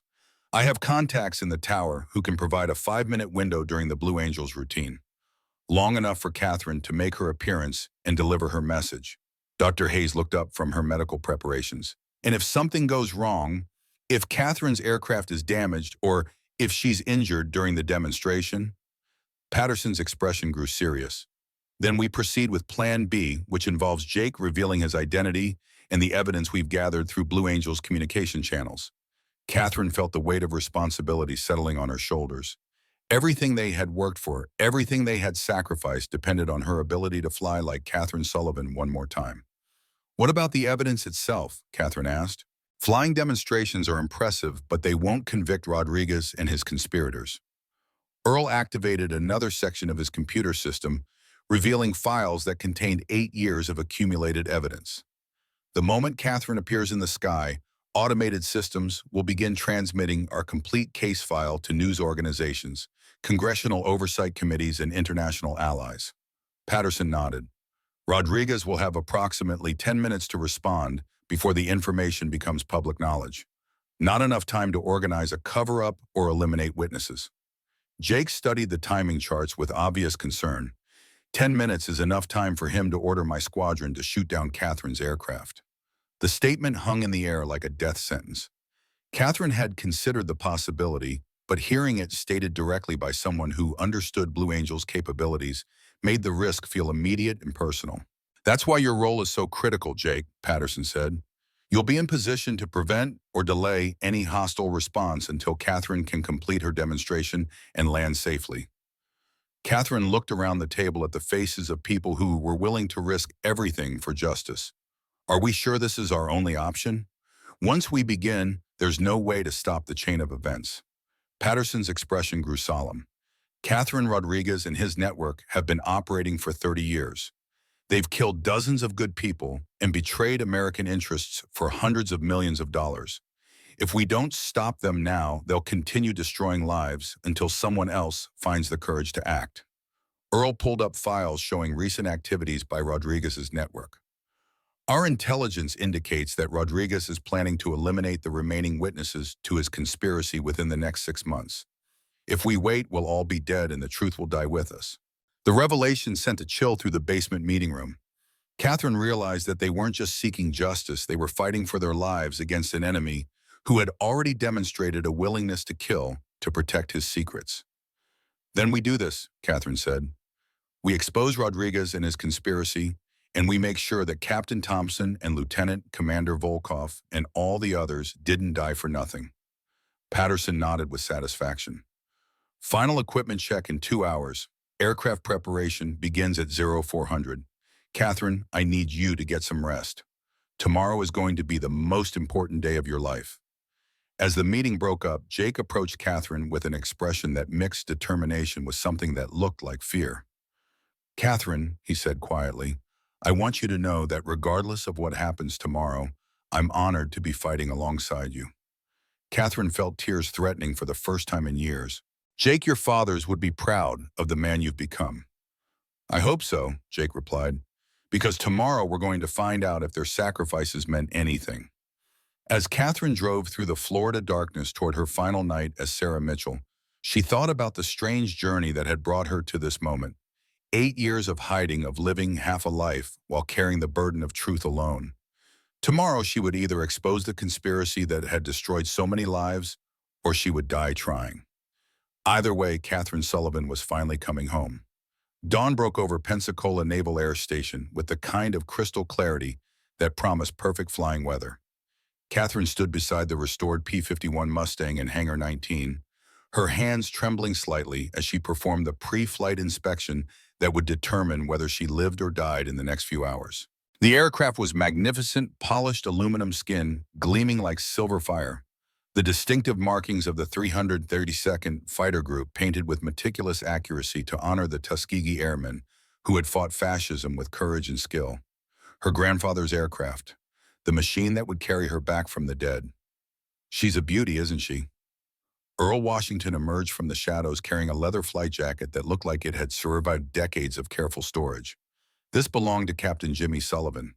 Figured it was time for it to fly again. Catherine accepted the jacket with hands that weren't quite steady. The leather was soft with age but still solid, and she could feel the weight of history in its worn surfaces. "Thank you, Earl. This means more than you know."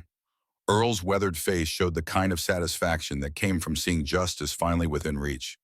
"Your grandfather would be proud of what you are about to do. Hell, he'd probably want to fly alongside you if he could." The sound of approaching vehicles interrupted their moment of reflection. Admiral Patterson's convoy arrived precisely on schedule, followed by Jake Thompson in his personal vehicle and Dr. Hayes in a van that had been configured as a mobile medical unit. The final pieces of their operation were falling into place with the precision that had defined their months of planning. Patterson approached with the brisk efficiency that had marked her entire military career. "Catherine, final communications check. Once you're airborne, we'll have approximately 10 minutes to coordinate between your demonstration and the evidence release." Catherine accepted the sophisticated radio equipment that would allow her to maintain contact with their command center throughout the demonstration. "What's the latest intelligence on Rodriguez's location?" Torres consulted his secure communication device. "Rodriguez arrived at Pensacola 3 hours ago aboard the Secretary of Defense's aircraft. He's currently in the VIP viewing area with congressional representatives and international military attachés." The irony was perfect. Rodriguez would be sitting in the place of honor, accepting accolades for his distinguished military service, when Catherine Sullivan rose from the dead to expose him as a traitor and murderer. Jake checked his watch with the kind of nervous energy that came from someone about to risk everything on a single operation. "Blue Angels brief in 30 minutes.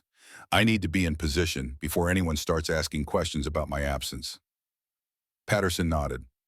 "Remember, your job is to prevent hostile response until Catherine can complete her demonstration.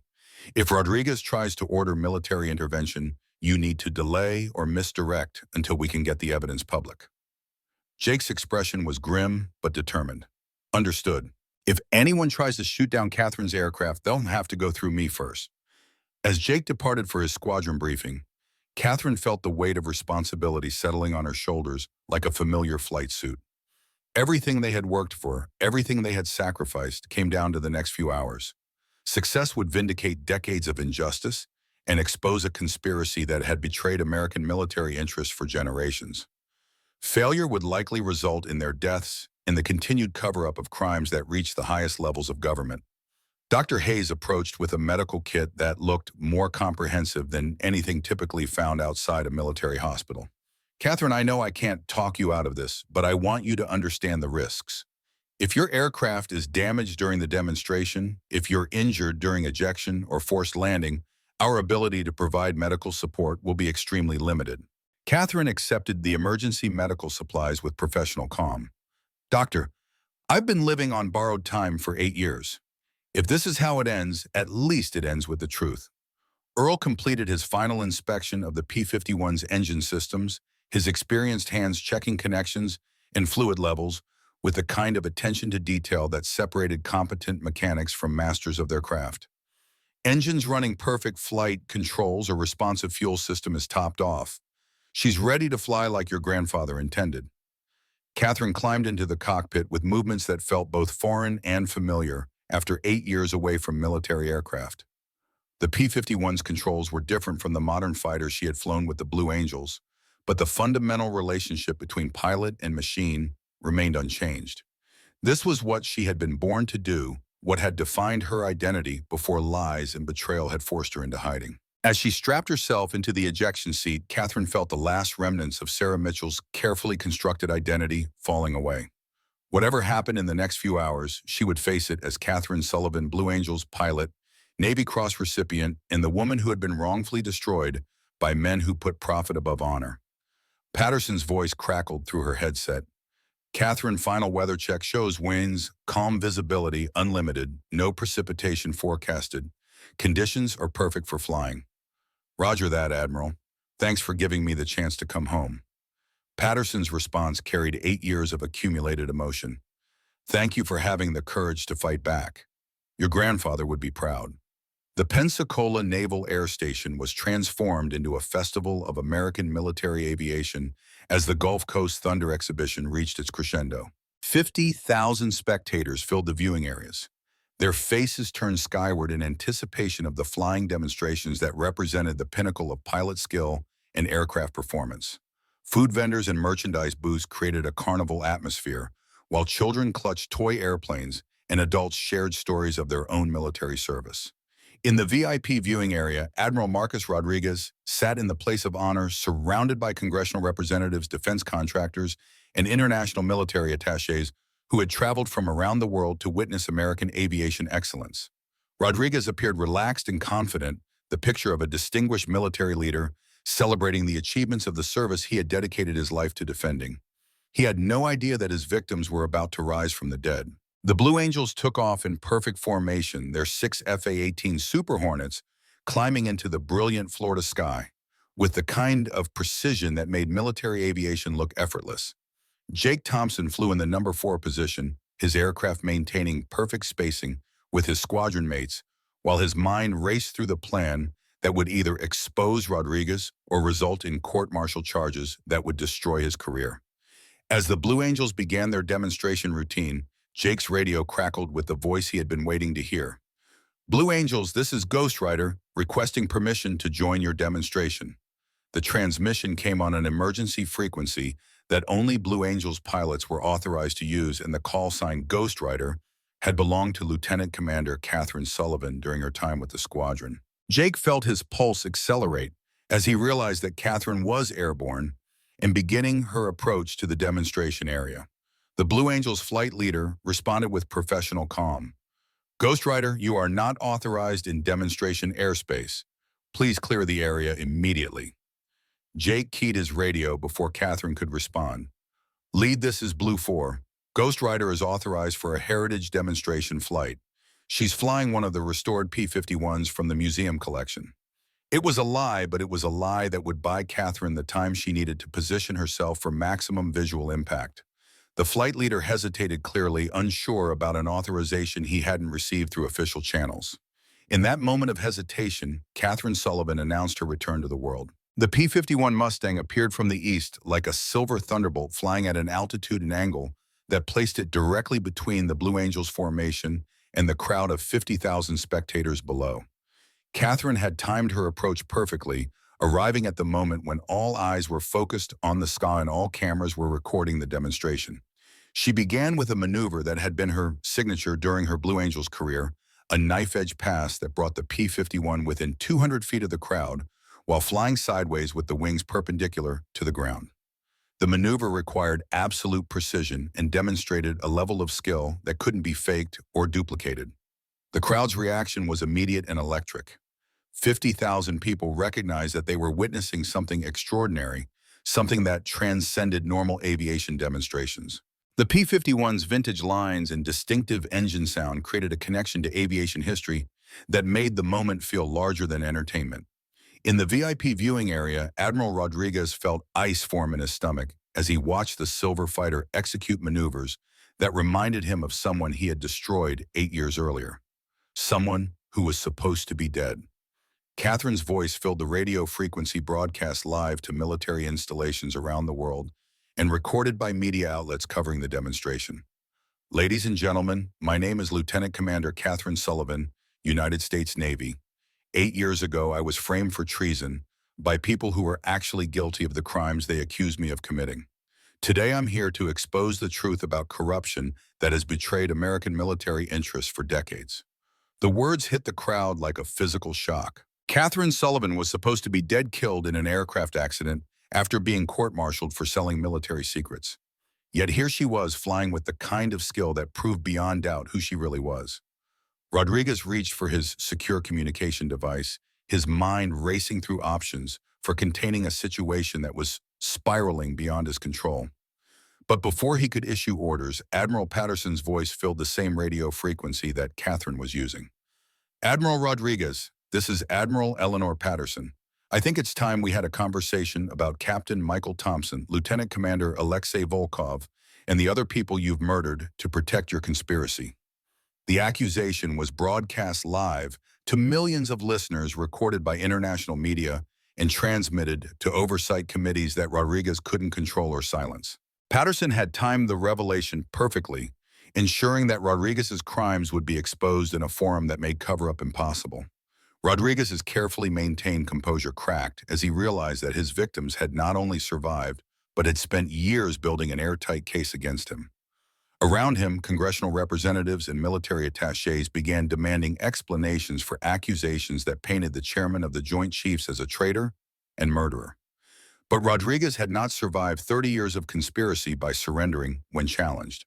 He activated his command authority with the cold calculation of someone who had eliminated threats before and was prepared to do so again. All aircraft, this is Admiral Rodriguez speaking under emergency authority. He transmitted on the Blue Angels frequency. The aircraft, identifying itself as Ghost Rider, is stolen military property being operated by a known traitor. You are authorized to use all necessary force to prevent its escape.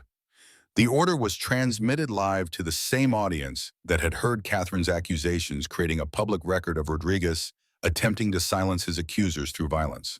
But it was also a direct command from the highest-ranking officer in the American military, and military pilots were trained to obey orders even when they disagreed with them. Jake Thompson found himself facing the moment that would define the rest of his life.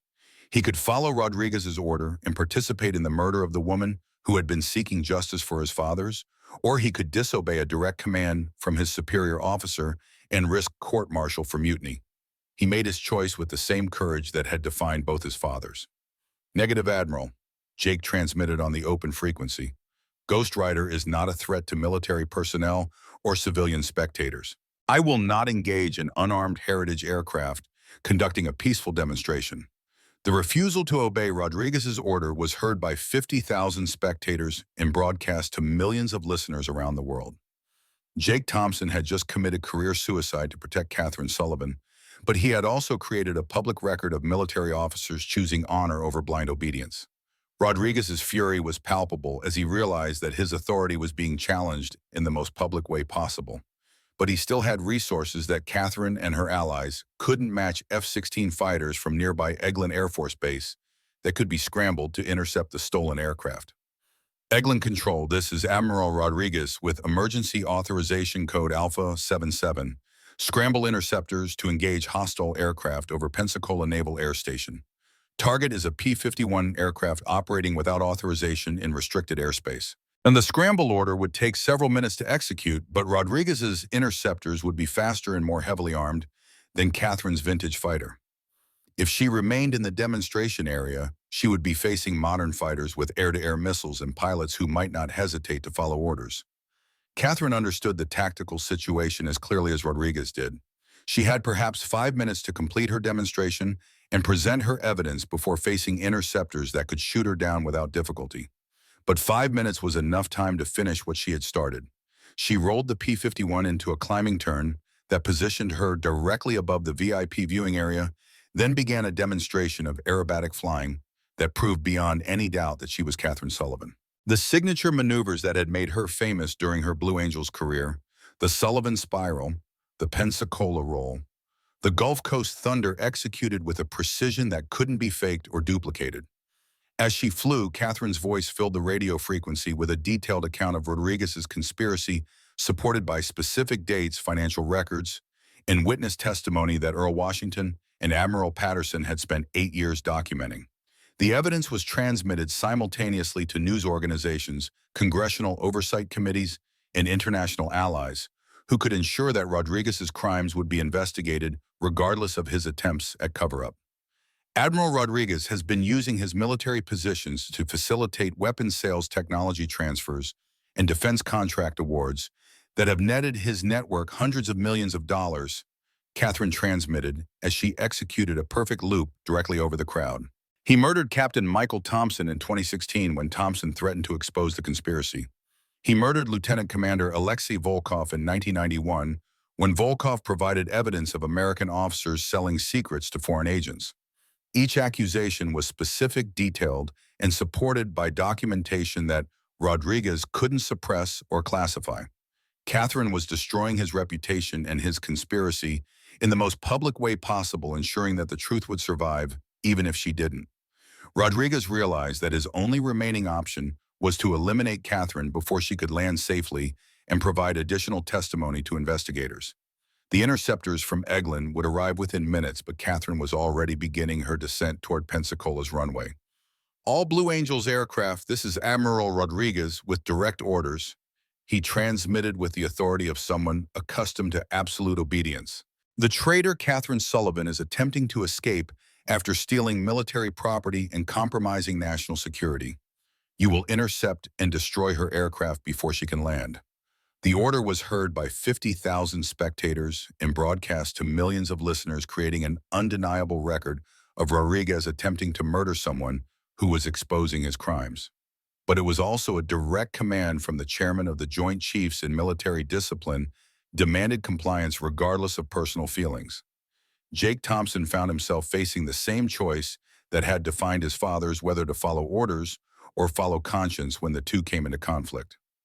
Around him, his squadron mates struggled with the same decision, torn between military discipline and the growing realization that they were being ordered to commit murder. The moment stretched like eternity as 6 FA-18 Super Hornets maintained formation while their pilots grappled with an impossible choice.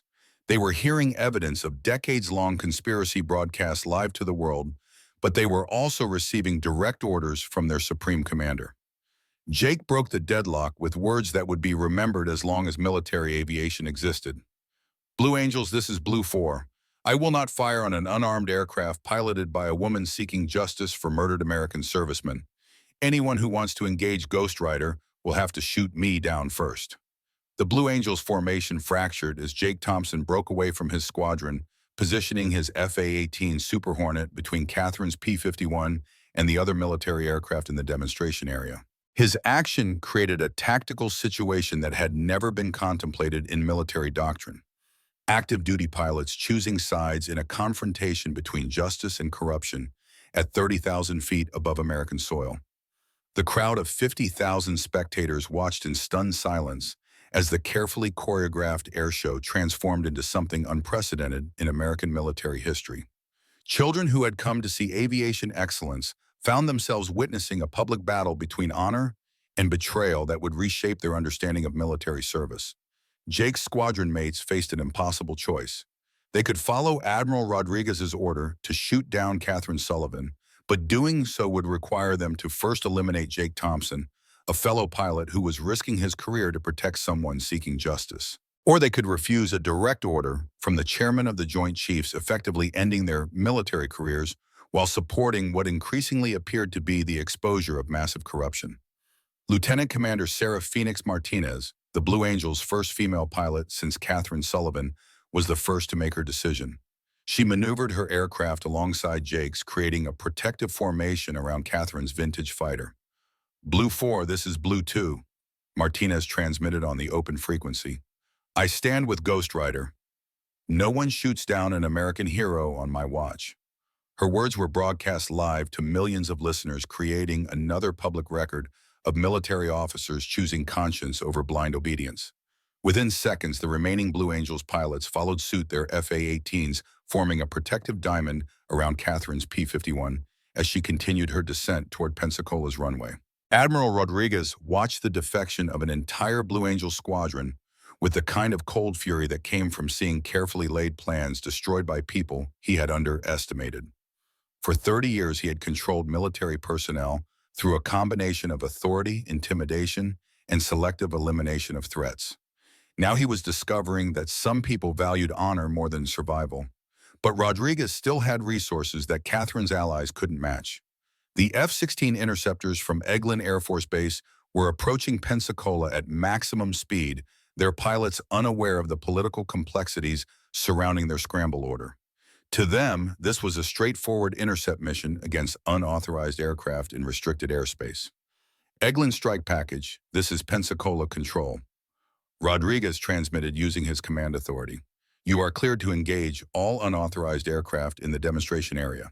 Targets are considered hostile and are authorized for immediate destruction. The order was both illegal and treasonous. Rodriguez was commanding military pilots to attack other American servicemen who were exposing his crimes. But it was also an order from the highest-ranking officer in the American military, transmitted through official channels and supported by emergency authorization codes. Catherine heard the transmission and understood its implications. The F-16 interceptors would arrive within minutes, and their pilots would follow orders without understanding the context of their mission. She needed to complete her demonstration and land safely before facing fighters that were specifically designed for air-to-air combat. She rolled the P-51 into a steep diving turn that brought her aircraft within 100 feet of the runway, executing the kind of precision approach that had made her legendary during her Blue Angels career. Around her, Jake Thompson and his squadron mates maintained protective formation, their modern fighters creating a shield of American military power around the vintage aircraft that carried the truth about decades of corruption. But as Catherine lined up for her final approach, the F-16 interceptors appeared on the horizon like angry wasps, their afterburners creating contrails against the brilliant blue sky. 6 modern fighters against 6 Blue Angels and 1 vintage P-51 odds that would normally favor the interceptors, but were complicated by the political ramifications of American pilots shooting down other American pilots in front of international media. The lead F-16 pilot established radio contact with Rodriguez, seeking confirmation of orders that seemed to violate every principle of military justice. Pensacola Control, this is Viper-led, requesting confirmation of engagement authorization. We have visual on multiple military aircraft, including what appears to be Blue Angels formation. Please confirm targets. Rodriguez's response carried the authority of someone accustomed to absolute obedience. Viper-led, you are cleared to engage all aircraft protecting the stolen P-51. Authorization comes directly from Chairman of Joint Chiefs under emergency powers. The order was heard by 50,000 spectators and broadcast to millions of listeners, creating an undeniable record of Rodriguez commanding American pilots to attack other American servicemen.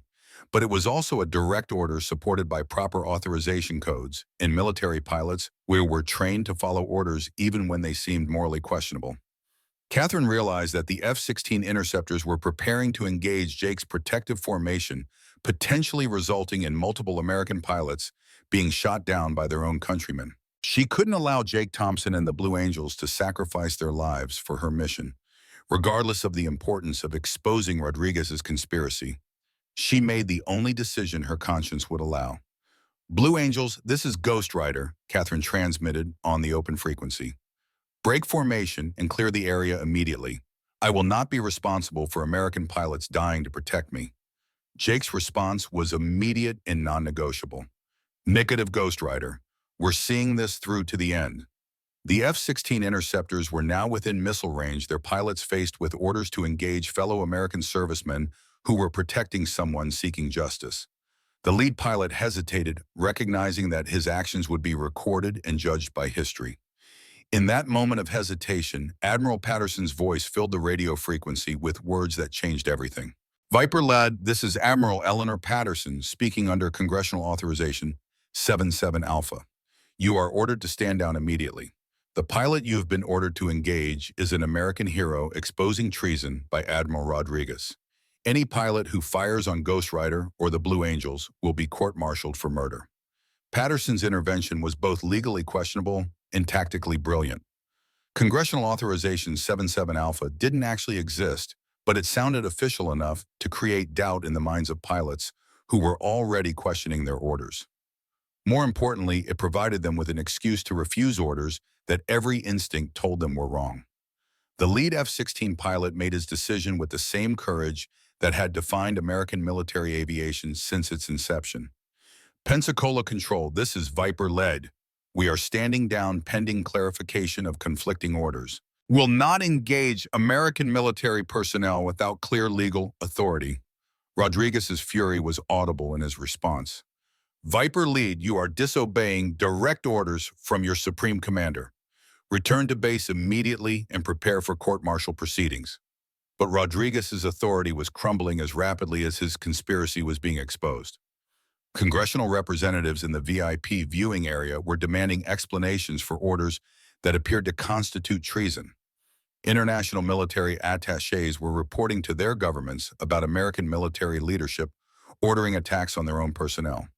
News organizations were broadcasting evidence of corruption that reached the highest levels of American defense establishment. Catherine completed her landing approach with the kind of precision that had made her legendary touching down on Pensacola's runway as 50,000 spectators erupted in applause that could be heard for miles. She had returned from the dead in the most public way possible, exposed decades of military corruption, and proven that some people valued truth more than personal safety. As her P-51 rolled to a stop, Catherine was surrounded by Blue Angels aircraft whose pilots had risked their careers to protect her mission. Jake Thompson climbed down from his FA-18 with an expression that mixed exhaustion with the satisfaction of someone who had finally honored his father's sacrifices. Admiral Rodriguez realized that his conspiracy was finished, his authority destroyed, and his freedom measured in hours rather than years. 30 years of carefully constructed corruption had been demolished in less than 30 minutes by people he had underestimated and victims he had assumed were safely dead. But Rodriguez had not survived decades of conspiracy by surrendering when faced with defeat. As congressional representatives and FBI agents began moving toward his position in the VIP viewing area, he activated the final contingency that he had hoped never to use. The explosion that destroyed the VIP viewing area was visible from 20 miles away, a fireball that eliminated dozens of witnesses and created chaos that Rodriguez hoped would allow him to escape justice one final time. But Rodriguez had underestimated the determination of people who had spent 8 years seeking justice for murdered friends and family members. As smoke and confusion filled the exhibition area, Admiral Patterson Earl Washington and Colonel Torres were already implementing security protocols that would ensure Rodriguez faced judgment for his crimes. The war between justice and corruption was entering its final phase, and this time the good guys were going to win. The explosion that destroyed the VIP viewing area sent shockwaves through the crowd of 50,000 spectators, transforming the Gulf Coast Thunder exhibition from a celebration of military aviation into a scene of chaos and terror. But as emergency responders rushed toward the burning wreckage and FBI agents began securing the area, Admiral Rodriguez discovered that his final gambit had failed to achieve its intended purpose. The bomb had been designed to eliminate key witnesses and create enough confusion to allow Rodriguez to escape, but Admiral Patterson and her allies had anticipated this possibility. Unknown to Rodriguez, they had moved critical congressional representatives and international military attachés to secure locations moments before the explosion, leaving only expendable subordinates and carefully placed decoys in the VIP area. Rodriguez himself had been evacuated from the viewing area by his personal security detail, who were actually FBI agents working under Patterson's direction. As the dust settled from the explosion, Rodriguez found himself in federal custody, surrounded by evidence of his crimes and facing charges that would ensure he spent his remaining years in federal prison. Catherine climbed down from her P-51 Mustang with legs that weren't entirely steady, the adrenaline of combat flying mixing with the emotional impact of finally revealing her true identity after 8 years of hiding. Around her, the Blue Angels pilots, who had risked their careers to protect her mission, were shutting down their aircraft with the kind of professional calm that masked profound personal satisfaction. Jake Thompson approached with an expression that mixed exhaustion with vindication. "Catherine, it's over. Rodriguez is in custody, and the evidence is being transmitted to oversight committees around the world."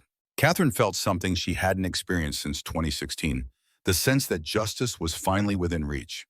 What about his co-conspirators? What about the rest of the network? Earl Washington emerged from his mobile command center with a tablet displaying real-time intelligence feeds from around the world. FBI raids are beginning simultaneously at military installations, defense contractor facilities, and political offices in 12 states.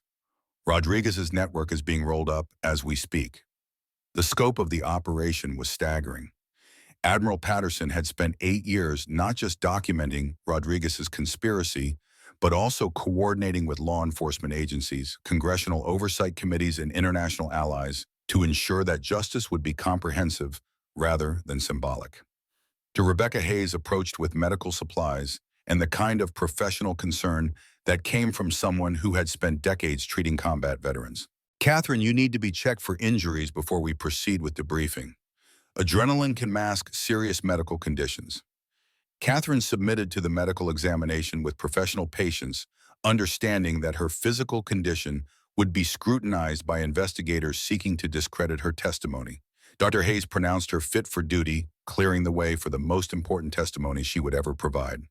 Admiral Patterson arrived with a convoy of vehicles that included congressional representatives, FBI investigators, and international military attachés who had been protected during Rodriguez's final attack. Her expression showed the satisfaction of someone whose carefully laid plans had achieved complete success. Catherine Patterson said, "I need you to understand what we've accomplished today. Rodriguez's conspiracy has been operating for 30 years, corrupting American military leadership and betraying national security interests for profit. Today, we've exposed the entire network in a way that makes cover-up impossible." Patterson gestured toward the media vehicles that were arriving from around the world, their crews preparing to broadcast the biggest military corruption story in American history. Every major news organization, every congressional oversight committee, every international ally has received copies of our evidence. Rodriguez and his co-conspirators will face justice in forums they can't control or influence. Catherine felt the weight of 8 years' struggle lifting from her shoulders. "What happens now?" Patterson's smile was triumphant. "Now you testify before Congress, provide evidence to federal prosecutors, and help ensure that the people who destroyed your career and killed good men face the consequences of their actions." Jake Thompson joined their conversation with obvious concern. "What about legal protection? Rodriguez's network had resources for eliminating threats, and some of those resources might still be operational." Torres consulted his secure communication device. "FBI has taken more than 200 people into custody in the past hour. Rodriguez's network is being systematically dismantled, but you're right to be concerned about remaining threats." Patterson nodded understanding. "Catherine will have federal protection during the investigation and trial proceedings. After that, she'll have the protection that comes from being the most famous military corruption witness in American history." The irony was perfect. Catherine Sullivan had spent 8 years hiding from people who wanted her dead, and now her safety would depend on being as visible and famous as possible. Earl Washington approached with a folder containing documents that represented the culmination of his 60-year investigation into military corruption. "Catherine, there's something you should see before the formal debriefing begins." He opened the folder to reveal a handwritten letter that bore the letterhead of the Secretary of Defense and was signed by officials whose authority superseded even the chairman of the Joint Chiefs. "Presidential pardon for all actions taken in connection with exposing military corruption," Earl read aloud. "Full restoration of military rank and privileges. Authorization to return to active duty at the discretion of the individual concerned." Catherine stared at the document that officially ended 8 years of exile and vindicated everything she had sacrificed for justice. "How did you arrange this?" Patterson's expression grew serious. "Because the corruption you exposed reaches levels that threaten American national security. Because the president understands that people who risk everything to expose treason deserve recognition rather than punishment." Jake Thompson studied the pardon with obvious satisfaction. "So Lieutenant Commander Catherine Sullivan is officially alive again." "More than that," Patterson replied. "Commander Catherine Sullivan with promotion recognition for 8 years of service that was interrupted by false accusations. The Navy owes you more than a pardon, Catherine. It owes you justice." As Catherine processed the implications of her official resurrection, she thought about the strange journey that had brought her to this moment. 8 years of hiding, of living under an assumed identity while carrying the burden of truth alone. Today, she had not only exposed the conspiracy that had destroyed her career, but had also vindicated the sacrifices of Captain Thompson, Lieutenant Commander Volkov, and her grandfather, Jimmy Sullivan. The formal debriefing took place in a secure facility at Pensacola Naval Air Station, with congressional representatives, FBI investigators, and military prosecutors taking detailed testimony about decades of corruption that had betrayed American military interests. Catherine spoke for 6 hours, providing specific dates, financial records, and witness accounts that built an airtight case against Rodriguez and his co-conspirators. When the session ended, Catherine emerged to find Jake Thompson waiting with an expression that mixed professional respect with personal gratitude. "Commander Sullivan," he said, offering a crisp salute, Thank you for giving me the chance to honor my father's sacrifices. Catherine returned the salute with emotion that she didn't try to hide. Thank you for having the courage to stand with me when it mattered most. Jake's smile was sad but genuine. They would have been proud of what we accomplished today. Both of them. As evening fell over Pensacola Naval Air Station, Catherine stood beside her grandfather's P-51 Mustang and reflected on the legacy of courage that had shaped her family across 3 generations. Jimmy Sullivan had died fighting corruption during World War II. Captain Thompson had died trying to expose modern betrayal of military values. Today, their sacrifices had finally been vindicated by people who understood that some principles were worth dying for. Admiral Patterson approached with the kind of satisfaction that came from seeing justice finally served after decades of patient investigation. Catherine, what are your plans now? The Navy would welcome you back with any assignment you choose. The Blue Angels would be honored to have you return as their commander. Catherine considered the question that would determine the rest of her life. She could return to the cockpit, could resume the military career that had been stolen from her 8 years earlier. Or she could choose a different path, one that honored the sacrifices of those who had died while building something new from the ashes of corruption. I think I'll stay dead a little longer, Catherine said with a smile. Sarah Mitchell built something important during the past 8 years. Maybe it's time to see what Catherine Sullivan can build, with the truth finally on her side. Patterson nodded with understanding. Whatever you choose, you'll have the support of people who know that courage like yours is rare and should be treasured. As night fell over the Gulf Coast, Catherine Sullivan stood beneath the stars that had guided aviators since the beginning of flight, finally free to be herself after 8 years of carefully constructed lies. Tomorrow would bring congressional testimony, federal trials, and the complex process of rebuilding a military culture that had been corrupted by decades of betrayal. But tonight she was simply a pilot who had remembered how to fly like a hero. 6 months after the Gulf Coast Thunder exhibition, Catherine Sullivan stood before the House Armed Services Committee in a hearing room packed with media representatives and military personnel who had traveled from around the world to witness the conclusion of the largest military corruption investigation in American history. The congressional hearing was being broadcast live to military installations globally, with simultaneous translation into 17 languages for international audiences who wanted to understand how American military leadership had been systematically corrupted for decades. Catherine wore her Navy dress blues with the restored rank insignia of commander, along with decorations that included the Navy Cross, the Distinguished Flying Cross, and a newly created Congressional Medal for Extraordinary Service in exposing military corruption. But more important than any medal was the simple fact that she was alive, free, and finally able to tell the truth about events that had shaped American military history. Admiral Rodriguez sat at the defendant's table with the kind of rigid composure that came from someone who understood that his life was effectively over. 6 months of investigation had revealed the full scope of his conspiracy weapon sales that had armed America's enemies, technology transfers that had compromised national security, and defense contracts that had cost taxpayers billions of dollars while delivering inferior equipment to the military personnel who depended on it for their lives. The evidence against Rodriguez and his co-conspirators was overwhelming. Financial records showing hundreds of millions of dollars in illegal transactions. Communication intercepts proving coordination with foreign agents. Witness testimony from military personnel who had been intimidated into silence for decades. But perhaps most damning was Rodriguez's own recorded order to shoot down American military personnel who were exposing his crimes and act of treason that had been broadcast live to millions of listeners and could never be denied or explained away. Congressman Michael Harrison, the committee chairman, called the hearing to order with the gravity appropriate to proceedings that would reshape American military culture.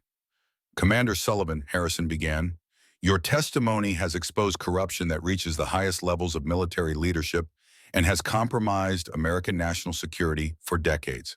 Before we proceed with recommendations for systemic reform, the committee would like your assessment of how such corruption was allowed to develop and persist.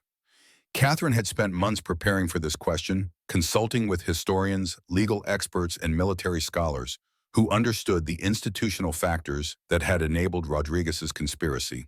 Congressman Harrison, the corruption exposed during this investigation succeeded because it operated through legitimate channels and maintained strict compartmentalization. Catherine began. Most participants only knew their small piece of the operation, never seeing the full scope of what they were supporting. She gestured toward exhibits that showed organizational charts spanning multiple decades. But the fundamental enabler was a military culture that prioritized obedience over accountability, that discouraged questions about authority, and that punished people who reported wrongdoing rather than protecting them. The statement hit the hearing room like a physical force. Catherine was describing systemic problems that went beyond individual corruption to fundamental flaws in military institutional structure. What specific reforms would you recommend to prevent similar corruption in the future? Asked Congresswoman Sarah Martinez, a former military prosecutor who understood the legal complexities involved. Catherine had anticipated this question and had developed recommendations based on her 8 years of observing military culture from outside its official hierarchy. First, independent oversight of military procurement and contracting with civilian auditors who can't be intimidated or transferred by military leadership, Catherine replied. Second, legal protection for military whistleblowers that includes financial support and career protection during investigation periods. She paused, organizing her thoughts for the most important recommendation. Third, a cultural shift that values moral courage as highly as physical courage, that teaches military personnel to question orders that violate their oath to defend the Constitution rather than follow authority blindly. The recommendations were radical by military standards, but they addressed the root causes that had enabled decades of corruption. Around the hearing room, military personnel and congressional representatives began to understand the scope of reform that would be necessary. Jake Thompson, now promoted to commander and serving as the new Blue Angels leader, provided testimony about the decision-making process that had led him to refuse Rodriguez's order to shoot down Catherine's aircraft. Congressman Harrison, military training teaches us to follow orders without question, Jake said. But our oath is to the Constitution, not to individual officers. When Admiral Rodriguez ordered us to attack fellow Americans who were exposing his crimes, that order violated everything the military is supposed to represent. Jake's testimony was powerful because it came from someone who had risked his career to make the right choice under extreme pressure. His example provided a model for future military personnel facing similar ethical dilemmas. Earl Washington, now officially recognized as a military intelligence specialist who had spent 60 years documenting corruption, provided historical context that showed how Rodriguez's conspiracy had evolved from similar corruption networks dating back to World War II. The conspiracy exposed by Commander Sullivan isn't an isolated incident, Earl testified. It's the latest evolution of systematic corruption that has been betraying American military interests for generations. Understanding this history is essential for preventing similar betrayals in the future. Admiral Patterson, testifying as both a witness and an expert on military intelligence operations, described the 8-year investigation that had built the case against Rodriguez. This investigation succeeded because it operated outside official channels that Rodriguez controlled, Patterson explained. It demonstrates the importance of independent oversight and the courage of individuals who are willing to sacrifice everything for truth. The congressional hearings continued for 3 weeks, with testimony from dozens of witnesses and presentation of evidence that filled thousands of pages of official record. When they concluded, the committee issued recommendations that would fundamentally reshape American military culture and oversight procedures. But perhaps more important than official reforms was the cultural impact of Catherine Sullivan's story. Her willingness to sacrifice everything for truth, combined with Jake Thompson's courage in refusing illegal orders, created examples that would influence military personnel for generations. Military academies added new courses on ethical decision-making that used Catherine's case study as a primary example. The story of the Blue Angels pilots who chose conscience over blind obedience became required reading for officer candidates. Museums displayed exhibits about the importance of moral courage in military service. 6 months after her dramatic return from the dead, Catherine faced the question that would determine the rest of her life. The Navy had offered her any assignment she wanted, including command of the Blue Angels or promotion to flag rank. Defense contractors had offered lucrative consulting positions that would have made her financially secure for life. Instead, she chose to establish the Sullivan Institute for Military Ethics, a nonprofit organization dedicated to supporting military whistleblowers and promoting the kind of moral courage that she had demonstrated during her 8-year struggle for justice. The Institute's mission statement reflected the lessons learned from her experience. Military personnel who expose corruption and betrayal of American values deserve protection and support, not persecution and exile. The courage to question authority when authority violates constitutional principles is as important as the courage to face enemy fire. Jake Thompson accepted appointment as the Institute's first director of military outreach, working to build relationships with military personnel who might face ethical dilemmas similar to those that had defined his and Catherine's careers. Earl Washington continued his work documenting military corruption, but now with official recognition and institutional support that allowed him to operate openly rather than from abandoned gas stations in secret facilities. Dr. Rebecca Hayes established medical support programs for military personnel who faced retaliation for reporting wrongdoing, recognizing that the stress of fighting institutional corruption could have serious health consequences. Admiral Patterson returned to official retirement, but with the satisfaction of knowing that her decades of service had culminated in exposing the largest military corruption conspiracy in American history. As Catherine stood in the offices of the Sullivan Institute 1 year after the Gulf Coast Thunder exhibition, she reflected on the strange journey that had brought her from exile and assumed death to recognition as one of the most important military corruption witnesses in American history. The walls of her office displayed photographs that told the story of her family's multi-generational commitment to military service and moral courage. Her grandfather, Jimmy Sullivan, in his Tuskegee Airman uniform, Captain Thompson and Lieutenant Commander Volkov during their service together, Jake Thompson receiving his promotion to commander. But the most important photograph showed Catherine herself climbing down from her P-51 Mustang after landing at Pensacola surrounded by Blue Angels pilots who had risked their careers to protect her mission. It was the moment when 8 years of hiding had ended and the truth had finally been revealed. A knock on her office door interrupted her reflection. Jake Thompson entered with a secure communication device and the kind of expression that suggested important news. "Commander Sullivan," he said with formal courtesy that masked deep personal affection, "we've received a request for assistance from a Navy intelligence specialist who believes she's uncovered evidence of weapons smuggling involving senior officers at Pacific Command." Catherine felt the familiar mixture of excitement and apprehension that came with new investigations. The Sullivan Institute had been operational for only 6 months, but they had already received dozens of requests for assistance from military personnel who had discovered corruption and needed support to expose it safely. "What kind of assistance is she requesting?" Catherine asked. Jake consulted his notes. "Legal protection, financial support during investigation period, and expertise in building cases that can't be suppressed or classified by the people being investigated." Catherine smiled with the satisfaction of someone who had found her true calling. "Tell her she has our full support." And Jake, "Yes, ma'am." "Remind her that courage like hers is what makes the military worth defending. She's not alone anymore." As Jake departed to coordinate support for another military whistleblower, Catherine returned to her reflection on the journey that had brought her to this moment. 8 years of exile had taught her that justice delayed was not justice denied as long as people had the courage to keep fighting for truth. The conspiracy that had destroyed her career and killed good men had finally been exposed, but the work of building a military culture that valued moral courage was just beginning. Every day brought new challenges, new investigations, new opportunities to support people who were willing to risk everything for justice. Catherine Sullivan had returned from the dead to expose corruption that had betrayed American military values for decades. Now she was building something that would ensure such betrayals became impossible in the future. The ghost pilot of Pensacola had finally found her way home.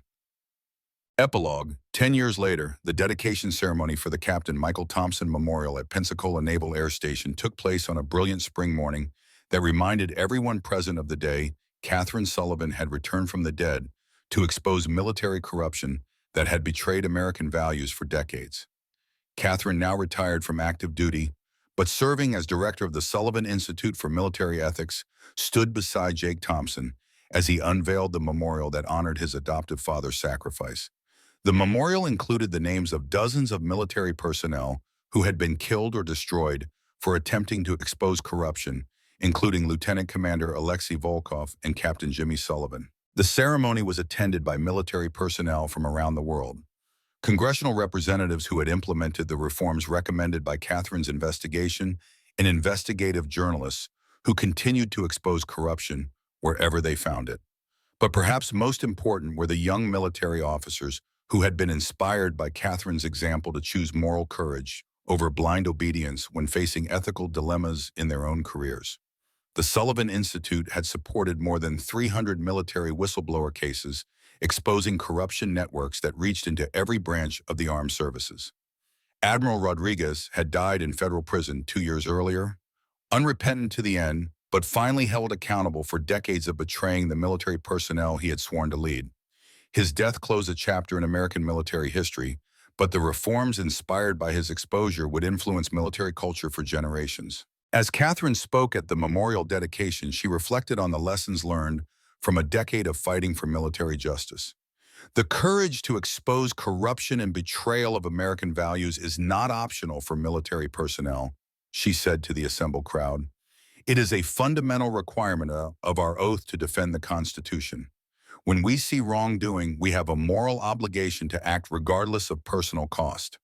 She paused, looking out at faces that included some of the bravest people she had ever known in military personnel who had risked everything to expose corruption, investigators who had built cases that sent criminals to prison, reformers who had changed institutional culture that had enabled decades of betrayal.